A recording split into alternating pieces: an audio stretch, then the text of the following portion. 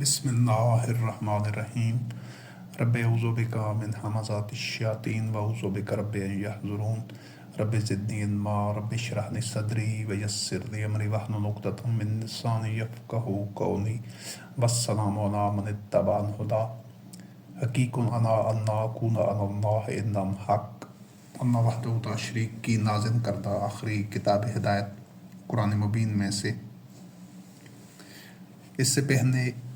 نبی کریم کی آیات پر مبنی 4 درس ہو چکے ہیں، جن میں 3 مختلف موضوعات کو، عنوانات کو نبی کریم کی آیات میں ان کا مطالعہ کیا گیا ہے۔ یہ سلسلہ ہے ساری نو انسانی کے لیے من انصاری اللہ کے عنوان سے، اسی نظریے پر ایک دعوت ہے، ایک پیغام ہے، تاکہ ساری نو انسانی مل کر مختلف اقوام میں سے جو بھی مسلمین ہیں، جو سلیم القلب لوگ ہیں، جو لا الہ الا اللہ پر ایمان رکھنے والے ہیں، تو وہ سب مل کر عصر حاضر میں صدیوں سے یہ جو ظلمات ہیں، جہالت ہے، عداوت ہے، اس کا راستہ روک سکیں، اور وہ اپنے عمل سے، اپنے کردار سے خود بھی ظلمات سے نکل کر نور کی منزل تک پہنچ سکیں، اور دوسرے جو انسان ہیں تمام، ان لوگوں کے لیے بھی ایک نمونہ بن سکیں، ایک مثال بن سکیں۔ اس سلسلے میں 3 جو پہلے موضوعات تھے، اس کے بعد آج کا جو موضوع اور عنوان ہے وہ یہ ہے کہ جتنے بھی اہل کتب ہیں، یعنی جو اپنی اپنی شریعت کے حامل ہیں، اہل تورات ہیں، اہل انجیل ہیں، اہل زبور ہیں اور اہل قرآن ہیں، ان سب کتابوں کا اتباع کرنے والے، خالص انہی کتب کا جو اللہ رب کریم کی طرف سے نازل شدہ ہیں، ان کا اتباع کرنے والوں کا باہمی تعلق اور نسبت، اس کو سمجھنا ضروری ہے۔ وہ جس طرح پہلے واضح کیا گیا ہے کہ جب ہماری سمت درست ہو جاتی ہے، ہمارے سفر کی سمت درست ہو جاتی ہے، تو پھر انشاءاللہ العزیز منزل پر پہنچنا آسان ہو جاتا ہے۔ ہماری جو بشری کوتاہیاں، خامیاں، نقصیں، کاہلی، سستی ہوتی ہے، اس کی تلافی ہو سکتی ہے اگر ہماری سمت درست ہے۔ اگر سمت غلط ہو جاتی ہے تو پھر ہم جتنی بھی سرگرمی سے سفر کریں گے، جتنی زیادہ اس میں کوشش کریں گے، تیز رفتاری اپنائیں گے، تو ہم منزل سے دور ہوتے جائیں گے۔ تو یہ جو من انصاری اللہ کے دین کے لیے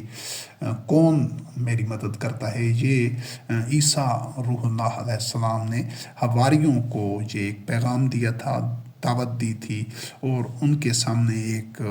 جو وحی پر مبنی، جو انجیل پر، تورات پر، زبور پر مبنی ایک آئیڈیالوجی تھی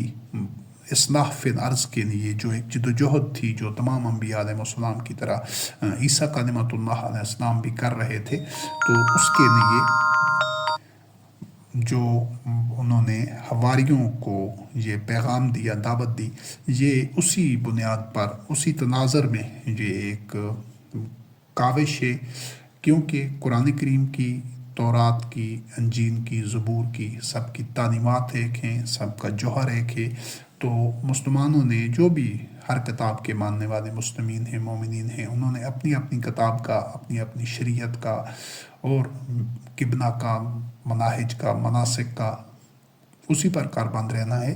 لیکن ان سب کا جوہر ایک ہے۔ تو مسلمانوں نے تمام انبیاء علیہ السلام کے اسوہ حسنہ پر عمل کرنا ہے، ان کو جس طرح کے حالات میں جو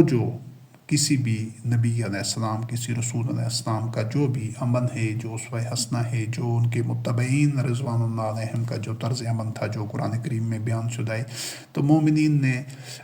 سیاق و سباق کو دیکھ کر ہر طرح کے حالات میں وحی کا اتباع کرنا ہے۔ اور قرآن کریم چونکہ اس سے پہلے والی کتب کا مہیمن ہے، اس سے پہلے والی کتب کی تعلیمات کا جو نچوڑ ہے، نب نباب ہے، خلاصہ ہے، اور پہلے کے جو انبیاء اور رسول علیہ السلام ہیں اور ان کے جو متبعین ہیں، ان کا جو ایک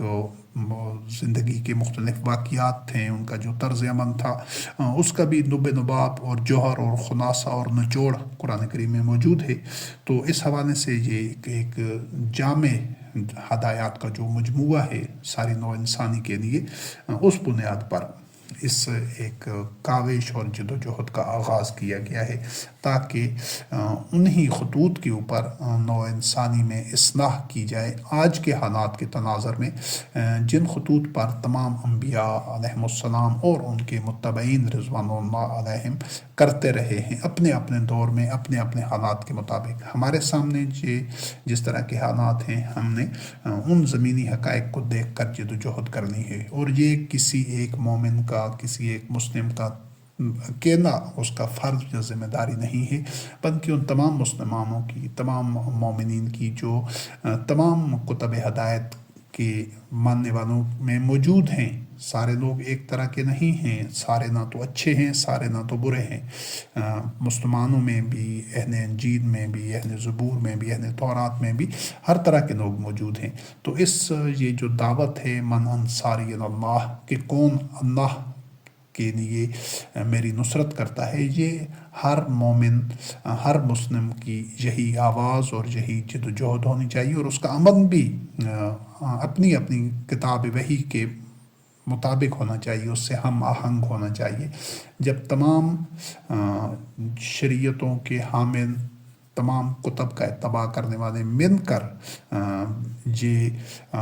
علم ہاتھ میں اٹھائیں گے اور اس راستے کے راہی ہوں گے، پھر انشاءاللہ العزیز یہ جو انسانیت کا کاروان ہے، یہ موجودہ عداوت اور ظلمات سے اور اختلافات سے نکل کر وحدت، الفت اور اخوت کی منزل کی طرف گامزن ہوگا انشاءاللہ باذن اللہ۔ یہ جو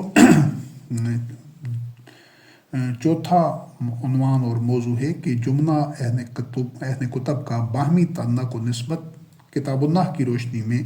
کس طرح ہونی چاہیے، اور کس طرح وہ نوع انسانی کے لیے نمونہ بن سکتے ہیں۔ یعنی جن اقوام اور جن علاقہ کے لوگوں کے پاس رب کریم کی نازل کردہ ان کتب کی تعلیمات نہیں ہیں، یا وہ اس سے آگاہ نہیں ہیں، ان تک نہیں پہنچی، ان کے سامنے کسی نے اپنائی نہیں ہیں، تو ان کے سامنے ان کو سب سے پہلے اپنا کر دکھانا ہے۔ یہ چاروں کتب کے جو وارثین ہیں، جو قرآن مجید کے وارث ہیں، اہل قرآن یعنی مسلمان، اور جو زبور کے وارثون الکتاب ہیں، انجیل کے ہیں، تورات کے ہیں، ان سب کی یہ ذمہ داری ہے، یہ اجتماعی اور مشترکہ ذمہ داری ہے کہ وہ اپنی اپنی کتب کا اتباع کر کے اور سب آپس میں الفت، اخوت اور وحدت کا پیکر بن کر دکھائیں کہ ہم سب رب کریم کی طرف سے نازل کردہ ہدایت پر عمل پیرا ہیں، اور یہ اس کے جو تقاضے ہم پورے کر رہے ہیں، اور یہ ہمیں اس کے ثمرات اور نتائج، رزلٹس ملے ہیں، تاکہ وہ جو اقوام ہیں، مختلف دنیا کی تہذیب و تمدن ہیں، آبادیاں ہیں دنیا میں، جو خود انسانی عقل کے جو تجویز کردہ، سوچے گئے یا اپنے تجربات کی روشنی پر ان کے جو تشکیل دیے گئے نظام ہیں، جو ان کے ایک زندگی کا سارا پیٹرن ہے، انفرادی و اجتماعی ان کا جو نظام ہے، اس میں جو خامیاں ہیں، جہاں وہ مشکلات کا شکار ہیں، یا جن کے وہ غلط نتائج بھگت رہے ہیں، اور وہ اس سے بہتر کی تلاش میں ہیں، تو جب یہ جو رب کریم کی طرف سے نازل کردہ دین اسلام کے جو اتباع کرنے والے ہوں گے، جو اس کے داعی ہوں گے، وہ ان کے لیے ایک مشعل راہ بنیں گے، ان کے لیے ایک امید اور روشنی کی کرن بنیں گے۔ لیکن یہ تب ہوگا جب تمام کتب کے جو اتباع کرنے والے ہیں وہ خود ایک وحدت کی لڑی میں خود پرو کر دوسروں کو دکھائیں گے، تو پھر دنیا ان کے اس روش کا اور اقدام کا اور اس کے نتائج کا مشاہدہ کرے گی، پھر وہ اپنے پورے اختیار اور آزادی کے ساتھ وہ اللہ کے دین کو، دین اسلام کو، جو کہ تمام انبیاء علیہ السلام کا ایک ہی دین رہا ہے اور ایک ہی امت تھے تمام انبیاء علیہ السلام، تو تب یہ حقیقت مشہود ہوگی، اور یہ ہونی ہے انشاءاللہ العزیز باذن اللہ۔ تو ہم آج کی اس موضوع کا آغاز کرتے ہیں۔ پہلی چیز یہ جاننی ضروری ہے کہ یہ سب کچھ آپ کو تب سمجھ آئے گا جو اس من انصاری اللہ کی دعوت کی صورت میں دیا جا رہا ہے، جب آپ جہالت سے نکلیں گے، جب عقل و فکر آپ کا ایک لائف سٹائل بنے گا، آپ اپنے سوچ کے انداز کو دلیل اور برہان اور لاجک کی بنیاد پر ریشنلی آپ سوچیں گے اور چیزوں پر تنقید کریں گے، ان کا جائزہ لیں گے، آپ نکیر کے فقیر اور مقلدانہ ذہنیت کے نہیں ہوں گے کہ جو کچھ سنا ہے کسی سے اس کو ٹھیک مان لیا، جو پہلے سے چلا آ رہا ہے اس کو ٹھیک مان لیا۔ یہ جو طرز فکر ہے، یہ جو انداز طرز زندگی ہے، یہ جانوروں والا ہے۔ اس کو اللہ رب کریم نے ایسی مائنڈ سیٹ رکھنے والوں کو اندھا، گونگا، بہرا اور مردہ کہا ہے۔ اللہ رب العزت نوع انسانی کو بار بار عقل، فکر، شعور، تفکر، بصیرت، قلب اور فؤاد کا جو قرآن کریم میں تذکرہ ہے اس کی اہمیت کو اجاگر کیا گیا ہے۔ تو زندہ تو ہوتے بھی وہی لوگ ہیں جو عقل و فکر سے کام لیتے ہیں، دلیل اور برہان کے اوپر، لاجک کے اوپر تفکر کر کے، قلب اور فؤاد کو بروئے کار لاتے ہوئے، چیزوں کو سمجھ کر، ان کا تجزیہ کر کے، اس انالیسس کے بعد وہ اس کو درست اور غلط کی کسوٹی ان کے سامنے واضح ہوتی ہے اور اس پر پرکھ کر وہ چیزوں کو اپناتے ہیں، سنی سنائی باتوں کو یا باپ دادا کے راستوں کے یا جو عوامی جو ایک ٹرینڈ چل رہا ہوتا ہے، قانون عام، عوام قانون عام پانی مائنڈ سیٹ سے، اس سوچ سے نکل کر، تو یہ کنویں کے مینڈک جو لوگ بن کر رہنا چاہتے ہیں تو وہ خود سوچنا نہیں چاہتے، تو ایسے لوگ کبھی بھی ان حقائق کو، اس روشنی کو پا ہی نہیں سکتے جو وحی کی صورت میں اللہ رب کریم ساری انسانیت کے لیے اس نے نازل کی ہے، اور مختلف ادوار میں انبیاء علیہ السلام کے جو مختلف خطۂ عرضی میں مبعوث ہوئے، اس میں بھی صرف وہی لوگ کامیاب ہوئے جنہوں نے اس وہی پر مبنی جو ایک نظریات ہوتے ہیں، جو اعمال ہوتے ہیں اور جو ایک معاشرہ سماج تشکیل دے جاتا ہے، اس کو اور اس کے نتائج کو عقل و فکر کی بنیاد کے اوپر، شعور کی بنیاد پر، قلب اور فؤاد، سوچ بچار، تجزیہ، تحقیق، غور و فکر کی بنیاد کے اوپر وہ اس کو اپناتے تھے، بصیرت کی بنیاد کے اوپر۔ تو آج بھی بالکل ایسا ہی ہوگا، کیونکہ آج بھی الحمدللہ رب العالمین وہی تعلیمات پیش کی جا رہی ہیں، وہی اصول جو وہی پر مبنی ہیں، وہی حقائق معارف ہیں، اور اللہ رب العزت کے جو کلمات ہیں، اللہ کی سنت ہے، اللہ رب العزت کا جو اذن ہے، جو مشیت ہے، وہ بھی دائمی، قطعی، اٹل اور ابدی ہے، وہ بھی غیر متبدل ہے۔ تو اس تناظر میں صرف جو تبدیلی آئی ہے وہ ایک انسانوں کے طرز زندگی میں آئی ہے، کچھ جو جدت آئی ہے، اور جو جس طرح کے آپس میں رابطے بڑے ہیں، اور جو سائنس اور ٹیکنالوجی میں ترقی آئی ہے، اس تبدیلی اور لائف سٹائل کی تبدیلی سے وہ جو کائناتی حقائق ہیں، وہ جو ابدی اور غیر متبدل مستقل اقدار ہیں، ان میں کوئی تبدیلی نہیں آئی، وہ آج بھی اسی طرح کار فرما ہیں اور قیامت تک اسی طرح کار فرما رہیں گی۔ صرف یہ ہے کہ انسان کی یہ جو ڈسکوریز ہیں اور ان کا جو اطلاق ہے، جو اس کی مختلف قسم کے مشاہدات، نتائج اور ایجادات ہیں، تو ان کے بدلے میں، ان کے نتیجے میں انسان کے لائف سٹائل میں صرف تبدیلی آئی ہے، لیکن جو انسانی رویے ہیں جو اسی طرح ہی سچ، جھوٹ، صدق، اخلاص، کذب، افطراء اور شحۂ نفس اور ایمان، یقین، صبر، استقامت، یعنی اچھے برے جتنی وہ خصلتیں ہیں، مثبت منفی، وہ سارے، اور ان کے جو نتائج ہیں وہ غیر متبدل ہیں اور حتمی ہیں۔ تو ہم الحمدللہ رب العالمین انہی جو حقائق ہیں، جو مستقل اقدار ہیں قرآن کریم میں، انہی کی روشنی میں، انہی کی بنیاد کے اوپر یہ ساری کاوش اور یہ دعوت اور یہ جو نو انسانی کے اصلاح کے لیے جو اقدام ہے، یہ انہی پر مبنی ہے۔ اس سلسلے میں سب سے پہلے اس حقیقت کو اچھی طرح سمجھنا ضروری ہے کہ اللہ احسن الخالقین کی تخلیق کردہ اس کائنات یعنی حیات ارضی اور ساری کائنات کا یہ جو سفر ہے، جس طرح یہ کروڑوں اربوں سال سے جاری ہے، کائنات کی تخلیق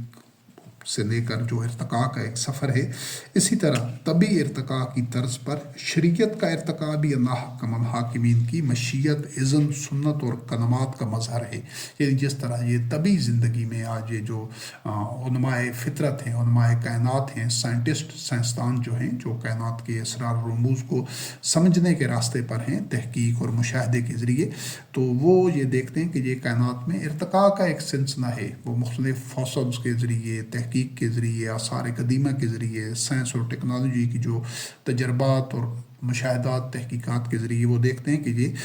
کائنات جس طرح طبی دنیا، طبی کائنات ساری یہ ایک ارتقاء کی طرف، ایک تغیر و تبدل اور اگلے مراحل اور منازل میں چیزیں، اور خود انسان کا بھی اس میں جو حصہ ہے، جو اس کی انسانی کاوشیں شامل ہیں، تو ارتقاء کا یہ مظہر ہے۔ اور یہ ارتقاء صرف اور صرف طبی یا مادی زندگی میں نہیں ہو رہا، بلکہ یہ ارتقاء ایک نظریات کی صورت میں بھی انسان کے شعوری ارتقاء اور جو مادی ارتقاء ہے، یہ دونوں ایک دوسرے کے ساتھ ہم آہنگ ہیں، جڑے ہوئے ہیں، ملے ہوئے ہیں۔ ان کو جدا جدا کر کے نہ تو سمجھا جا سکتا ہے، نہ پرکھا جا سکتا ہے۔ یہ ایک دوسرے کے ساتھ ناظم و منظوم ہیں۔ جس طرح انسان کا فکری ارتقاء ہوتا رہا ہے، انسان مختلف مراحل سے بالکل زندگی کی ابتدائی شکل اور فارم سے ارتقاء کرتے کرتے اس کا جسمانی ارتقاء ہو رہا ہے، شعوری ارتقاء ہو رہا ہے، پھر اسی کے ساتھ وہ ایجادات کر رہا ہے، کائنات میں نئی سپیشیز آ رہی ہیں، پرانی معدوم ہو رہی ہیں۔ تو یہ سارا سلسلہ ساتھ ساتھ چل رہا تھا۔ اس میں انسانی جو اعمال بھی شامل تھے، اور اللہ رب کریم کی طرف سے، اور جو اللہ رب العزت کی طرف سے جو ارتقاء کے تقاضوں کو دیکھتے ہوئے جو رہنمائی دی جا رہی تھی مختلف انبیاء اور رسول علیہ السلام کی اپنے اپنے ادوار میں، بعض کا قرآن کریم میں تذکرہ ہے، بعض کا نہیں ہے، تو یہ بھی اسی طرح شریعتوں کا ارتقاء بھی ساتھ ساتھ چل رہا تھا۔ ایک تو طبی ارتقاء تھا، ایک اس کی جو انسان کو رہنمائی اور ہدایت دی جا رہی تھی، اس کے تقاضے بھی بدلتے جا رہے تھے جو انسان باشعور ہوتا جا رہا تھا۔ تو یہ سب اللہ رب کریم کی مشیت، اذن، سنت اور کلمات کا مظہر ہے۔ عہد جہالت میں جس طرح زمین کی سورج کے گرد گردش اور نظریہ ارتقاء کی مخالفت کی جاتی رہی ہے، جہالت پر مبنی خود ساختہ مذہبی نظریات کی بنیاد پر، جبکہ عہد جدید کا انسان دلائل و براہین اور مکمل ثبوتوں کے ساتھ ایسے کتنے ہی باطل جو مفروضے تھے ان کو رد کر چکا ہے، اور حقائق جو ہیں، جو کہ آج آشکارا کر چکا ہے انسان اس کو اپنے مشاہدے، تجربات اور اپنے علم کی بنیاد پر، تو وہ ان کو تسلیم بھی کر چکا ہے۔ تو جن کو آدمیوں کے خود ساختہ مذہبی افکار و نظریات رد کر دیتے ہیں، یعنی جو چیزیں آدمیوں نے خود گڑی تھی، ان کو جو مذہب کے نام کے اوپر، تو انسان نے اس کو اپنے تجربے، تحقیق اور مشاہدے کی بنیاد کے اوپر، جس طرح یہ ایک صدیوں تک یہ ایک ڈگوسنا اور جھوٹ پر مبنی یہ موقف چلتا رہا مذہبی حلقوں میں کہ جو سورج ہے زمین کے گرد گھومتا ہے، یا جس طرح انسان کا زمین میں وہ ایک پہلے سے نظریہ ارتقاء کے مخالف ایک جہالت پر مبنی ایک موقف تھا کہ انسان کو عرش سے اسی طرح ہی اتارا گیا ہے۔ تو جب یہ سائنس اور ٹیکنالوجی اور تحقیق اور تجربات اور مشاہدات سے ثابت ہو چکا ہے کہ انسان کی جو موجودہ طبعی حالت ہے، فزیکل ساخت ہے، وہ ارتقاء کے ایک طویل سفر کا نتیجہ ہے کہ زندگی ایک سنگل لائف سینس سے، ایک واحد خلیہ سے ارتقاء پذیر ہوتی ہوئی نئے نئے پیکر اور نئے نئے مراحل طے کرتی ہوئی انسان کی موجودہ جو ساخت ہے، شکل و صورت ہے، اس میں ظہور پذیر ہوتی رہی۔ اسی طرح اللہ رب کریم مختلف ادوار میں جو رہنمائی اور وحی کے ذریعے جو رہنمائی دیتے رہے مختلف انبیاء علیہ السلام کی، وہ اسی دور کے تقاضوں کا اسی دور کے جو تقاضے ہوتے تھے، جو انسان کی فکری اور شعوری سطح ہوتی تھی، اسی کے مطابق رہنمائی دی جاتی تھی۔ وہ کہ اس تمام عرصے کی جتنی بھی وحی کی صورت میں رہنمائی دی گئی ہے، اس کا ماخذ، سرچشمہ اور اس کا جو بنیادی تعلیمات ہیں، وہ تمام ہر دور میں ایک ہی رہی ہیں اور ایک ہی ہیں، اور وہ ہے اصلاح فی الارض۔ ہم اسی کو سمجھنے کے لیے یہ ساری جو وضاحت اور تمہید ہے، تو اس سلسلے میں، اور یہ جو انکشافات ہیں سائنس کے، کہ وہ جو ڈگوسلے تھے، وہ جو جھوٹ اور جہالت پر مبنی جو مذہبی عقائد کے نام پر جو کچھ مذہبی پیشواؤں نے گھڑا تھا، تو جوں سائنس اور تحقیق کی روشنی آتی جا رہی ہے، انسان زیادہ باشعور ہوتا جا رہا ہے، وہ ان کو رد کرتا جا رہا ہے اور حقائق سامنے لاتا جا رہا ہے۔ یہ سلسلہ، یہ سفر تاحال جاری ہے کہ نو انسانی یقن و فکر اور تحقیق و تجربات اور مشاہدات کائنات سے نت نئے حقائق و معارف سے آگاہ ہو رہی ہے، اور انسانی جد و جہد اور کاوش کا دائرۂ تحقیق عموماً مادی اور طبعی زندگی کی جستجو یا کھوج تک محدود رہا ہے۔ وہ انسان اپنے عقل و فکر سے مختلف نظام ہائے زندگی بھی بناتا رہا ہے اور آج بھی بنا رہا ہے، لیکن جو اس کی زیادہ اچیومنٹس ہیں اور وہ اس سے کامیابی کے ساتھ وہ مرحلے طے کر چکا ہے، وہ مادی زندگی ہے، وہ میٹریلسٹک لائف میں اس کی ایجادات ہیں، اور جتنے اس نے اپنے لیے سہولتیں اور اپنے لیے آسائشیں اور آپس میں جو اس کے منفعت کا سامان ہے اس نے ایجاد کیا ہے، اس میں کھوج اور تحقیق کی ہے، اور انسان کو زیب ہی یہی دیتا ہے، یہی اس کا انسان کا وظیفہ حیات ہے اور میدان امن ہے۔ یہ علم اللہ عالم الغیب و شہادہ نے بذریعہ وحی دیا ہے کہ تمہاری طبعی اور مادی زندگی کے سفر یا ارتقاء کے متوازی ایک سلسلہ شریعتوں کے ارتقاء کا بھی رہا ہے، اور یہ اسی خالق و مالک رب نے جاری کیا ہوا ہے جس نے کائنات کی تخلیق کی اور اس کے بعد اس کے ارتقاء کے سفر کو جاری رکھا۔ یعنی جو یہ مادی علوم کے جو علماء ہیں، جو سائنسدان ہیں، جو کائنات اور اس کے مختلف باہمی تعاملات، اشیاء کائنات، موجودات، ان کی تخلیق کے اوپر غور و فکر کرتے ہیں، یہ انسان کا دائرۂ کار یہی ہے، جبکہ اللہ وحدہ لا شریک جو ہدایت ہے جو نبی کریم کی نازل کردہ ہے، اس کے ذریعے سے یہ انسانی ارتقاء کے لیے جو اس کا طرز زندگی تبدیل ہونے سے، اور جو اس کے میں شعور میں پختگی اور فکر میں پختگی اور تجربہ مشاہدہ بڑھنے سے اس کے کی رہنمائی کے لیے جو نئے تقاضے سامنے آتے ہیں، اس کے لیے اللہ رب کریم رہنمائی دیتا رہا ہے، اور اس کے بعد اس ارتقاء کے سفر کو نبی کریم نے جاری رکھا۔ جس طرح عصر حاضر کے علماء کائنات یعنی سائنسدانوں اور محققین نے اس حقیقت کو بخوبی سمجھ چکے ہیں کہ کرۂ ارض کے جو ایکو سسٹم ہے، اس میں ہر نوع کا ایک خاص مقام ہے، یعنی جتنی سپیشیز ہیں، اور کسی ایک سپیشی یا کسی ایک نوع کی معدومی یا اس کے توازن تناسب میں بگاڑ سے پورے نظام کو شدید خطرات لاحق ہو سکتے ہیں۔ یہ جو چیزیں ہیں، یہ عوام الناس کی جو سمجھ ہے، جو اس کی جو ان کی فکری سطح ہے، جو ان کا شعور ہے، یہ اس سے آگے کی باتیں ہیں کہ جو اس پورے کرۂ ارض پر اور پورے ماحول میں جو اس میں جو توازن ہے، جو مختلف سپیشیز کا جو وجود ہے، ہر سپیشیز، ہر نوع اپنا اپنا ایک رول ادا کر رہی ہے، اور اسی وجہ سے ماہرین علم الحیات ناپید ہونے کے خطرے سے دو چار جتنی بھی سپیشیز ہیں ان کے تحفظ اور ایکو سسٹم کے توازن کو برقرار رکھنے کے لیے کوشاں، کیونکہ وہ اس توازن کی اہمیت کو سمجھتے ہیں۔ اسی اصول پر نہ تو کوئی سپیشی یا کوئی نوع کسی دوسرے سے کمتر ہے، نہ برتر، نہ کوئی حقیر تر ہے اور نہ بزرگ تر، یعنی جتنے بھی ہمیں یہ جاندار، جتنے پودے پورے کائنات کے ماحول کے زمین کے ایکو سسٹم میں نظر آتے ہیں، ہر کوئی اپنا اپنا کردار ادا کر رہا ہے اور ایک دوسرے سے انٹرلنک ہیں، جڑے ہوئے ہیں،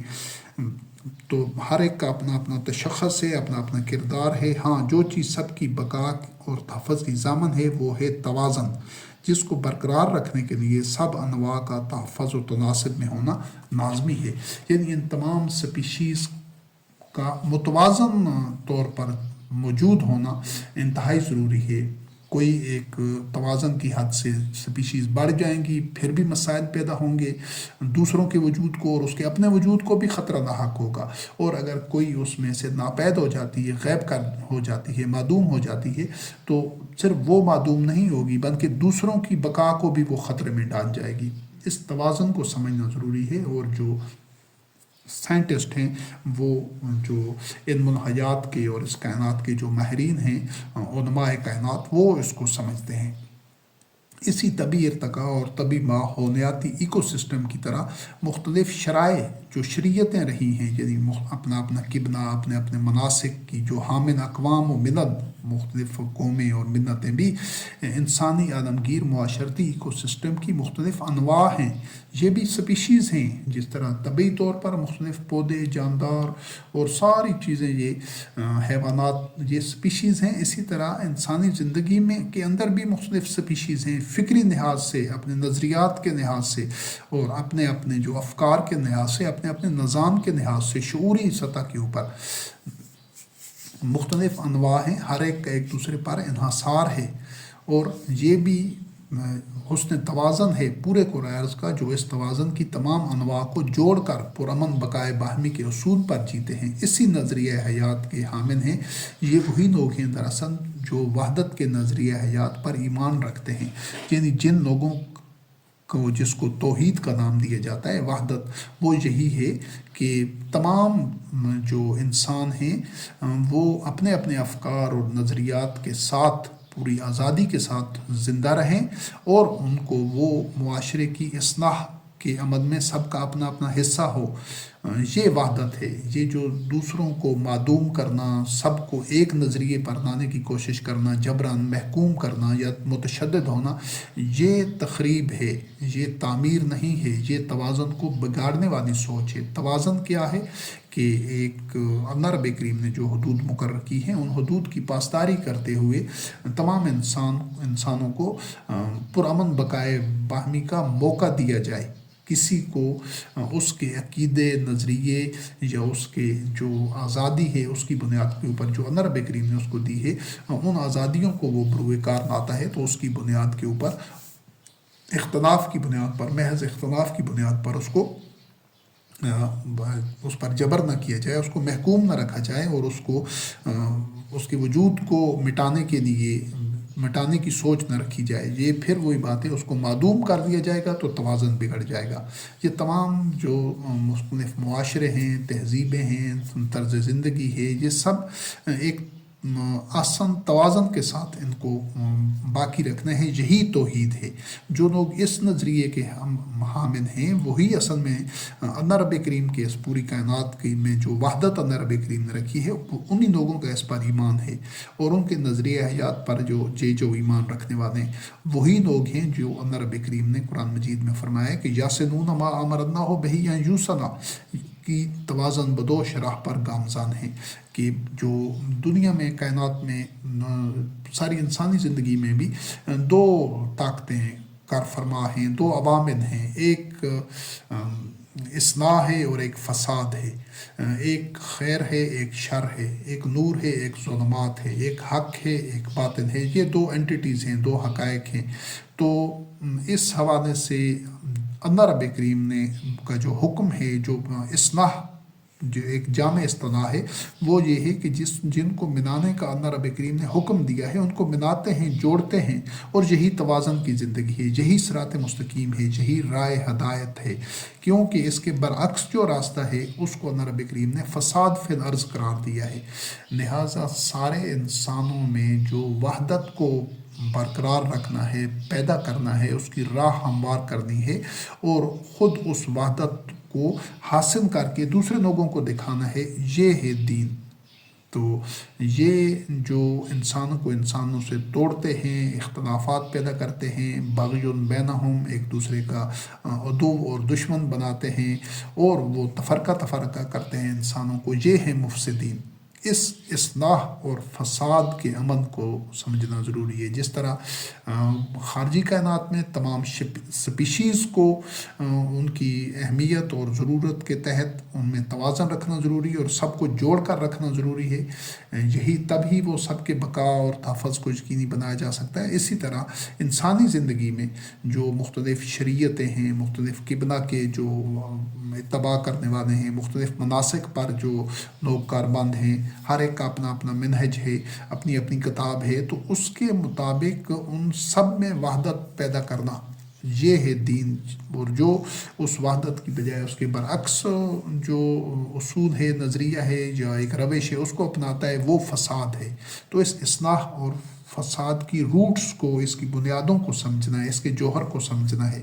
لہٰذا اس حقیقت کو بطیب خاطر بسر و چشم تسلیم کرنا ضروری ہے اور دل و دماغ میں راسخ اور جاگزین کرنا ضروری ہے، تب ہی انسان شرح صدر کے ساتھ اختلاف شرائع کو قبول کر سکتا ہے بطور ایک مسلمہ حقیقت کے، اور ان میں آسن توازن برقرار رکھ سکتا ہے،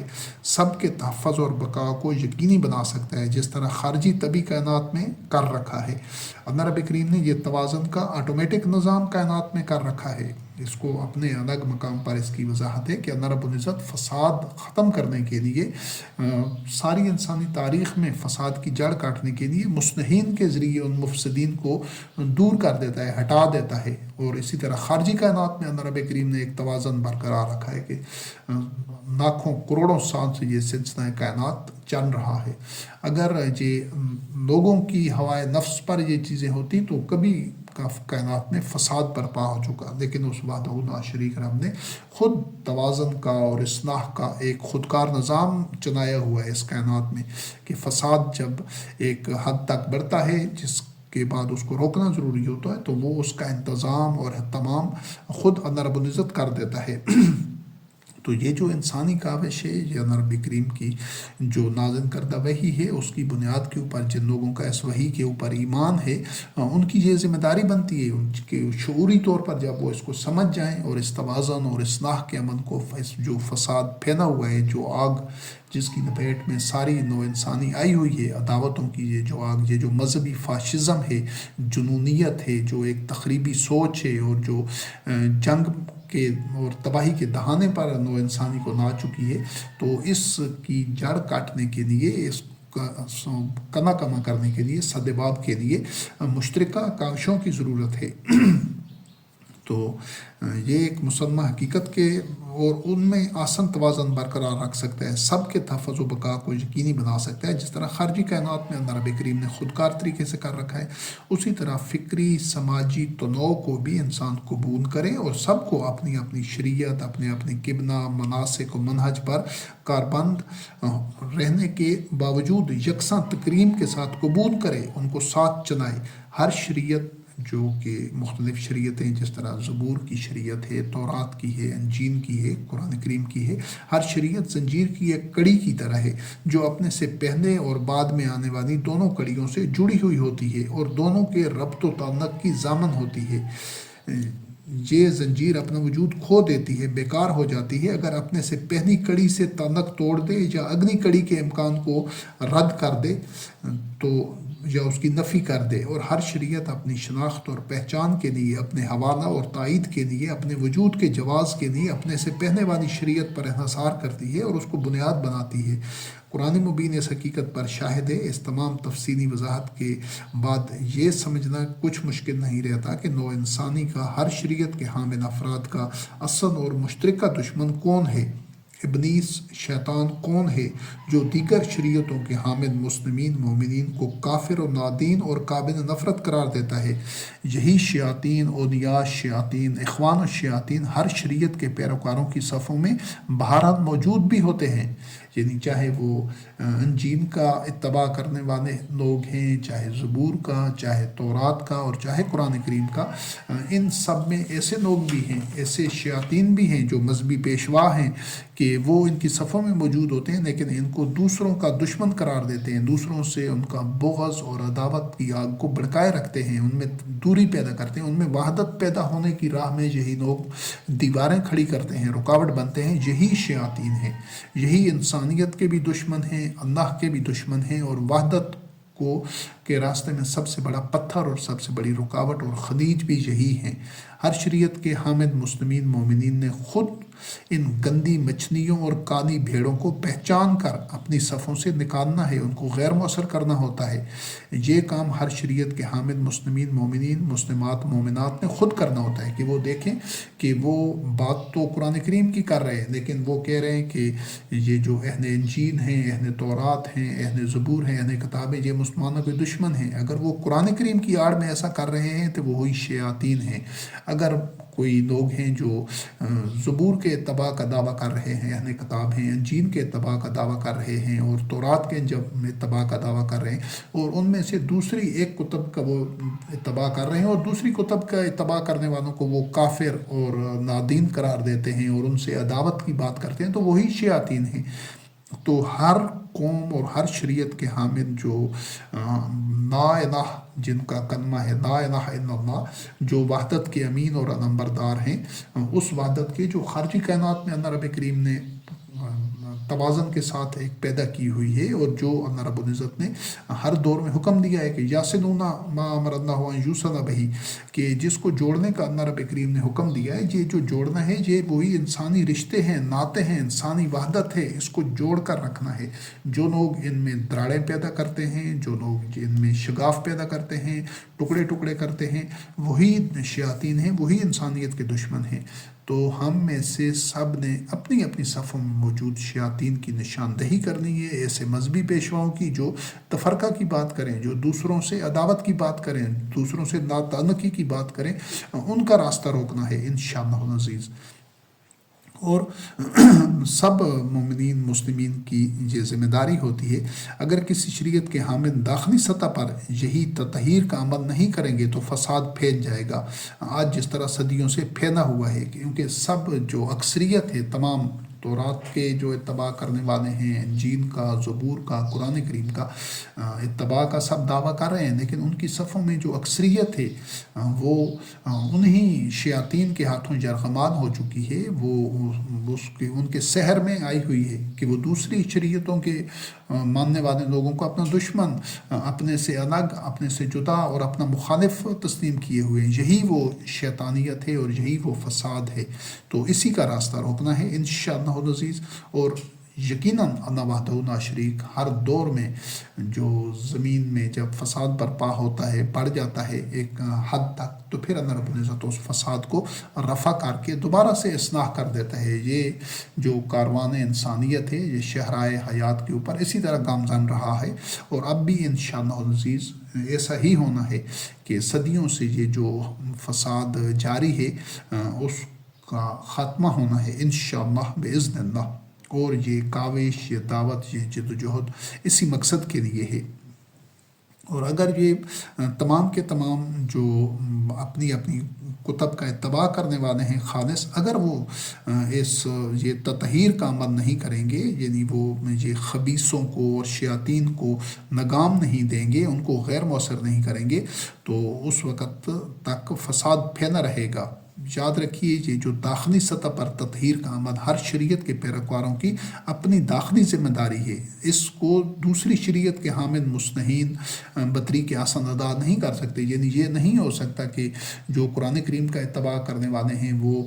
تورات کے اتباع کرنے والے جو شیاطین ہیں، جو مفسدین ہیں، ان کا کما کما کریں، یا جو تورات اور انجیل کا اتباع کرنے والے ہیں وہ مسلمانوں کے میں موجود، جو ان کی صفوں میں موجود مفسدین ہیں، شیاطین ہیں، ان کا کنا کما کریں۔ نہیں، لیکن یہ خود کرنا ہوگا، خود ان کو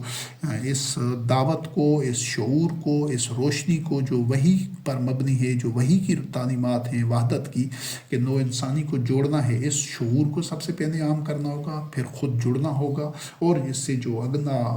ہے موضوع ہے اس میں وہ اقدامات ان کو دیکھا جائے گا اللہ کی آیات کی روشنی میں کہ ان مومنین نے عملی اقدامات کیا کرنے ہیں۔ یہ تو فکری اور نظریاتی اصلاح سے متعلق تھے، تاکہ ان کی جو نقطۂ نگاہ ہے، ان کا نظریہ حیات ہے، ان کا موقف ہے، سوچ کا زاویہ ہے، وہ درست ہو۔ جب یہ درست ہو جائے گا، وہ اللہ کی آیات کی روشنی میں حقیقت کو تسلیم اور قبول کر دیں گے۔ تمام اہل کتب کے جو اتباع کرنے والے ہیں، تمام کتب کا اتباع کرنے والے ہیں، تو پھر اس کے بعد ان سب کے اوپر جو ذمہ داری عائد ہوگی، اس کے لیے کچھ عملی اقدام بھی ہیں جو کہ انشاءاللہ العزیز یہ پوری ایک کایا پلٹ دیں گے، اور ایک جس طرح خشک زمین کے اوپر، ویران اور بنجر زمین کے اوپر جو کہ مردہ پڑی ہوتی ہے، اللہ وحدہ لا شریک اس پر بارش برساتا ہے، پانی برساتا ہے، تو اس میں زندگی واپس آ جاتی ہے، سبزہ اور ہریالی اور تازگی آ جاتی ہے۔ بالکل اسی طرح آج صدیوں سے یہ جو نو انسانی کی زمین ویران پڑی ہوئی ہے، خشک پڑی ہوئی ہے، مردہ پڑی ہوئی ہے، اس میں لوگ عداوت میں عداوت کی آگ میں جل رہے ہیں صدیوں سے، تو انشاءاللہ العزیز اللہ کی رحمت کے ساتھ اور وحی کی تعلیمات کے ساتھ اور ہماری اس کاوش، مشترکہ کاوش اور جد و جہد کے ساتھ اللہ رب کریم کی رحمت شامل حال ہوگی، تو عداوت کی یہ آگ بجھے گی اور ساری نو انسانی پورے کرۂ ارض پر ایک گلوبل، ایک عالمی عالمگیر وحدت کی صورت میں جڑے گی انشاءاللہ العزیز، اور ان شیاطین کو شکست ہوگی اور یہ مغلوب ہوں گے اور یہ نامراد ہوں گے جو انسانوں میں عداوت کے بیج بو رہے ہیں صدیوں سے، بلکہ ہمیشہ سے۔ ایک دفعہ پھر جس طرح سرزمین عرب میں اللہ وحدہ لا شریک نے مومنین کے ذریعے ان کو شکست دی تھی، اسی طرح انشاءاللہ العزیز آج وہ شکست کسی ایک خطہ میں نہیں ہوگی بلکہ پورے کرۂ ارض پر ہوگی باذن اللہ۔ تو یہ حقیقت ہے کہ موسیٰ کلیم اللہ علیہ السلام کی اسوہ حسنہ سے ثابت ہے کہ انہوں نے داخلی فساد کو، یعنی وہ پورے قرآن کریم میں اس کا پورا واقعہ موجود ہے کہ وہ جو سامری کا بچڑا تھا، اس فساد کا کس طرح انہوں نے 2 اقدامات کے ذریعے، جو انہوں نے اس کے بچڑے کو جلا کر اور اس کی راکھ دریا میں بہا دی اور اس سامری سے وہ ناتنکی ظاہر کر دی، جو کہ اصل الہ سے ہٹا کر ایک باطن الہ بنانے والا تھا، اور پھر قتل انفس کا حکم دیا۔ تو یہ اقدامات موسیٰ کلیم اللہ علیہ السلام نے فساد کا خاتمہ کرنے کے لیے خود کیے تھے۔ اسی طرح جس وقت عیسیٰ روح اللہ علیہ السلام نے، جو ان کے مخاطبین تھے، جو لوگ موجود تھے، ان سے کفر محسوس کیا، تو انہوں نے بھی اس فساد کو ختم کرنے کے لیے، تاکہ طیب اور خبیث علیحدہ ہو جائیں، جو خبیث ہے اس کا خاتمہ ہو جائے، موسیٰ کلیم اللہ علیہ السلام کے ایک جو اس کا اقدام تھا، اس کی روح بھی یہی تھی کہ وہ خبیث کو اس کی جڑ کاٹ دیں اور جو طیب نظریات ہیں جو حق پر مبنی ہیں وہ باقی رہیں۔ اسی طرح عیسیٰ روح اللہ علیہ السلام نے بھی جس وقت من انصاری اللہ کہا، تو مقصد اس سے یہی تھا کہ تاکہ حق اور باطن چھٹ کر الگ ہو جائیں اور باطن اپنے منطقی انجام کو پہنچے۔ تو یہ اقدام بھی انہوں نے خود کیا تھا اس فساد کے خاتمے، کفر کے خاتمے کے لیے۔ تو اسی طرح نبی کریم علیہ السلام کے دور میں جو ایک فساد اور ایک شر اور شیاطین نے جو سابقہ انبیاء علیہ السلام کی زندگیوں میں بھی یہ ہوتا رہا ہے، اور خود نبی کریم علیہ السلام کی زندگی میں منافقین نے جو ایک شر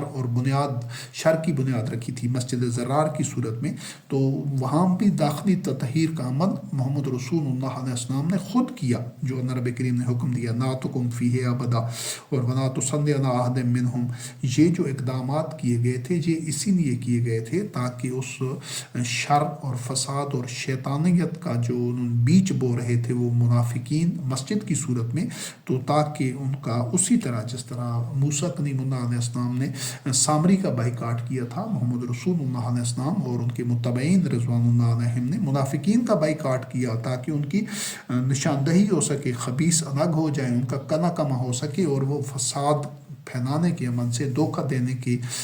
اس سے وہ باز آ جائیں اور لوگ ان کو پہچان لیں، لوگ ان کے فریب میں نہ آئیں۔ تو لہٰذا جس طرح مختلف شریعتوں کو جس طرح خارجی ماحول کے تناظر میں انسان سمجھ سکتا ہے، اس طرح داخلی سطح پر یعنی انسانی وجود کے اندر اسی داخلی ایکو سسٹم کی مثال موجود ہے۔ یعنی باہر ہم دیکھتے ہیں کہ جس طرح خارجی کائنات میں مختلف سپیشیز ہیں، انواع ہیں، ان کا توازن اور سب کی بقا ضروری ہے، ایک دوسرے کی بقا کے ضامن ہیں سب، اسی طرح انسانی شریعتوں اور انسانی قبلے کے حوالے سے جو اللہ رب کریم کے متعین ہیں اور مناسک اور منہج کے حوالے سے سب کے جو تحفظ اسی چیز میں ہے کہ تمام ایک دوسرے کی بقا کے ضامن ہیں، تمام حسن توازن کے ساتھ سب کا تحفظ، ایک دوسرے کے تحفظ کو سب نے یقینی بنانا ہے۔ اگر کوئی ایک شریعت کے حامل دوسرے شریعت کے حامل جو مسلمان ہیں، مومن ہیں، ان کو معدوم کر دیں، ان کو اپنی شریعت اور اپنے قبلہ اور اپنے منہج و مناسک سے ہٹانے کے یا ان سے عداوت پیدا کرنے کے، ان کو شکست دینے کے در پہ ہوں گے، تو اس سے ساری پوری یہ جو انسانی زندگی ہے اس کا توازن بگڑ جائے گا۔ تو یہ توازن جس طرح خارجی زندگی میں یعنی طبی زندگی میں موجود ہے، اور فکری زندگی میں یعنی جو معاشرتی اور سوشل سائنسز ہیں، سوشل سسٹمز ہیں، وہی آپ کو ایک سوشل سسٹم دیتی ہے ہر دور میں اس زمانے کے تقاضوں کے مطابق، ارتقاء کے جو تقاضے ہیں انسانی معاشرے کے، کہ اس میں اس نے انفرادی و اجتماعی سارے معاملات چلانے کس طرح ہیں۔ تو اس حوالے سے ایک مثال خود رب کریم نے انسانی وجود کے اندر ایسی داخلی ایکو سسٹم کی مثال موجود ہے کہ جس طرح وجود انسان کے جملہ اعضاء اور جوارح باوجود اپنی اپنی مختلف ساخت اور افعال کے ایک صحت مند انسان کے لیے بھرپور زندگی گزارنے کے لیے سب کا یکساں طور پر صحت مند اور فعال ہونا لازم ہے، کسی ایک کے ناکارہ یا ضائع ہونے سے زندگی کا توازن بگڑ جاتا ہے، بالکل بلکہ بقا کو خطرہ لاحق ہو سکتا ہے۔ ہر عضو کا وظیفہ حیات ہی اس کی شریعت ہے، اور اس حقیقت کو اللہ احسن الخالقین نے سنریہم آیاتنا فی الآفاق وفی انفسہم میں بیان کیا ہے کہ اللہ کی آیات آپ کے انفس میں، آپ کے وجود میں موجود ہیں اور آفاق میں بھی موجود ہیں، جو اس کے پورے اس کائنات کا جو نظم ہے خود انسانی وجود کے اندر، یا اللہ رب العزت نے جو ایک اور مقام پر فرمایا ہے خارجی دنیا سے متعلق، یعنی انفس میں موجود ہیں، اور اس طرح کہ جتنے بھی یہ جاندار ہیں وما من دابۃ فی الارض ولا طائر یطیر بجناحیہ انا امم امثالکم ما فرطنا فی الکتاب من شیء، کہ یہ جتنے بھی جاندار ہیں زمین میں اور جتنے پرندے ہیں اڑ رہے ہیں اپنے پروں کے ساتھ، یہ بھی تمہاری طرح کی امتیں ہیں، انسانوں کو کہا گیا ہے۔ اور اللہ رب کریم نے اس کائنات میں، اس کتاب میں، اس کے قوانین میں کوئی افراط و تفریط نہیں رکھی۔ تو یہ جو اللہ رب کریم کی آیات ہیں، ان کو انفس میں بھی دیکھنا ہے، انفاق میں بھی دیکھنا ہے۔ تو اگر جسم کے تمام اعضاء اپنے اپنے افعال کے باوجود، الگ الگ ہونے کے باوجود، وہ وحدت انسان کے وجود کی بقا کے لیے سب کا اپنی اپنی جگہ پر درست توازن کے ساتھ جو باقی رہنا ہے، وہ انسان کی جو ایک وجود ہے اس کو یقینی بناتا ہے، اس کی بقا کو۔ لہٰذا جملہ اہل کتاب، اہل شریعت کو اچھی طرح سمجھنا اور دل و جان سے اس حقیقت کو قبول کرنا ہے کہ دل نے دماغ نہیں بننا اور جگر کبھی پھیپھڑے نہیں بنے گا، لیکن سب اعضاء کا ایک دوسرے پر ایمان بھی ہے، اور کوئی کسی کے افعال میں رکاوٹ اور مانع نہیں ہے، بلکہ سب ایک وحدت کے علمبردار اور محافظ اور امین ہیں جس کا نام انسان ہے۔ یعنی ایسا نہیں ہے کہ جو دل ہے تو وہ پھیپھڑوں کا دشمن ہے، یا پھیپھڑے ہیں وہ جگر کے دشمن ہیں، جگر کوئی دماغ کا دشمن ہے، دماغ ہاتھ پاؤں کا یا دیگر اعضاء کا، گردے ہیں، پتا ہے، جو بھی جتنے بھی اعضاء ہیں، یہ ایک دوسرے کے دشمن نہیں ہیں، لیکن ان کا جو ایک وظیفہ حیات ہے وہ اپنا اپنا ہے۔ تو اسی طرح جو مختلف شریعتیں ہیں، جو تمام کی تمام اللہ رب کریم کی نازل کردہ ہیں، مختلف کتب ہیں، ان کا اتباع کرنے والے ایک دوسرے کے دشمن یا مخالف اور متحارب نہیں ہیں، وہ ایک ہی وحدت کے نوع انسانی کی وحدت کو یقینی بنانے والے، اس کو تحفظ دینے کی ضمانت ہے ان سب کا وجود، اور ان سب کے اپنے اپنے افعال، اپنی اپنی شریعتیں، اپنا اپنا قبلہ، اپنے اپنے منہج و مناسک پر رہتے ہوئے سب سے پہلے اس چیز کو قبول کرنا ضروری ہے۔ اور یہ جو سرزمین عرب میں اللہ وحدہ لا شریک نے جو ایک نئی امت اور نئی قوم تشکیل دی تھی، اس کی بنیاد رکھی تھی محمد رسول اللہ علیہ السلام کو مبعوث کر کے، قرآن مبین نازل کر کے، وہ یہ تھی تاکہ اہل کتاب بنی اسرائیل جو اس وقت موجود تھے، یعنی یہود و نصارہ میں جو عقیدہ و عمل کا فساد واقع ہو چکا تھا، ان کے احبار و رہبان کی مذہب فروشی، یعنی بغی بینہم، تفرقہ اور اختلاف، اور ان کی اتباع شہوات کے باعث، یعنی وہ یہ سارے ان کے باطن رویے تھے، جو ایسے لوگ یہی شیاطین تھے، مذہبی پیشوا، احبار و رہبان، ان کی اکثریت جو کہ اللہ کے دین کو بیچ رہی تھی مادی مفادات کے لیے، اللہ پر جھوٹ کر رہے تھے اور تفرقہ پھیلا رہے تھے، عداوت پھیلا رہے تھے۔ اللہ رب کریم نے یہ نبی کریم علیہ السلام کو مبعوث ہی اسی وجہ سے کیا کہ اس شر اور فساد کو مکمل طور پر ختم کر دیا جائے اور از سر نو ایک جماعت تشکیل دی جائے جس کی بنیاد تو انہی اصولی تعلیمات پر ہو جو منزل من اللہ ہے، منزل من اللہ کتب سابقہ پر ہوں، یعنی تورات، انجیل، زبور پر تعلیمات ایک ہی تھی، مگر اس جدید امت کی ذمہ داری امت سابقہ سے مختلف تھی۔ یہ اس نقطے کو سمجھنا بڑا ضروری ہے سب کے لیے،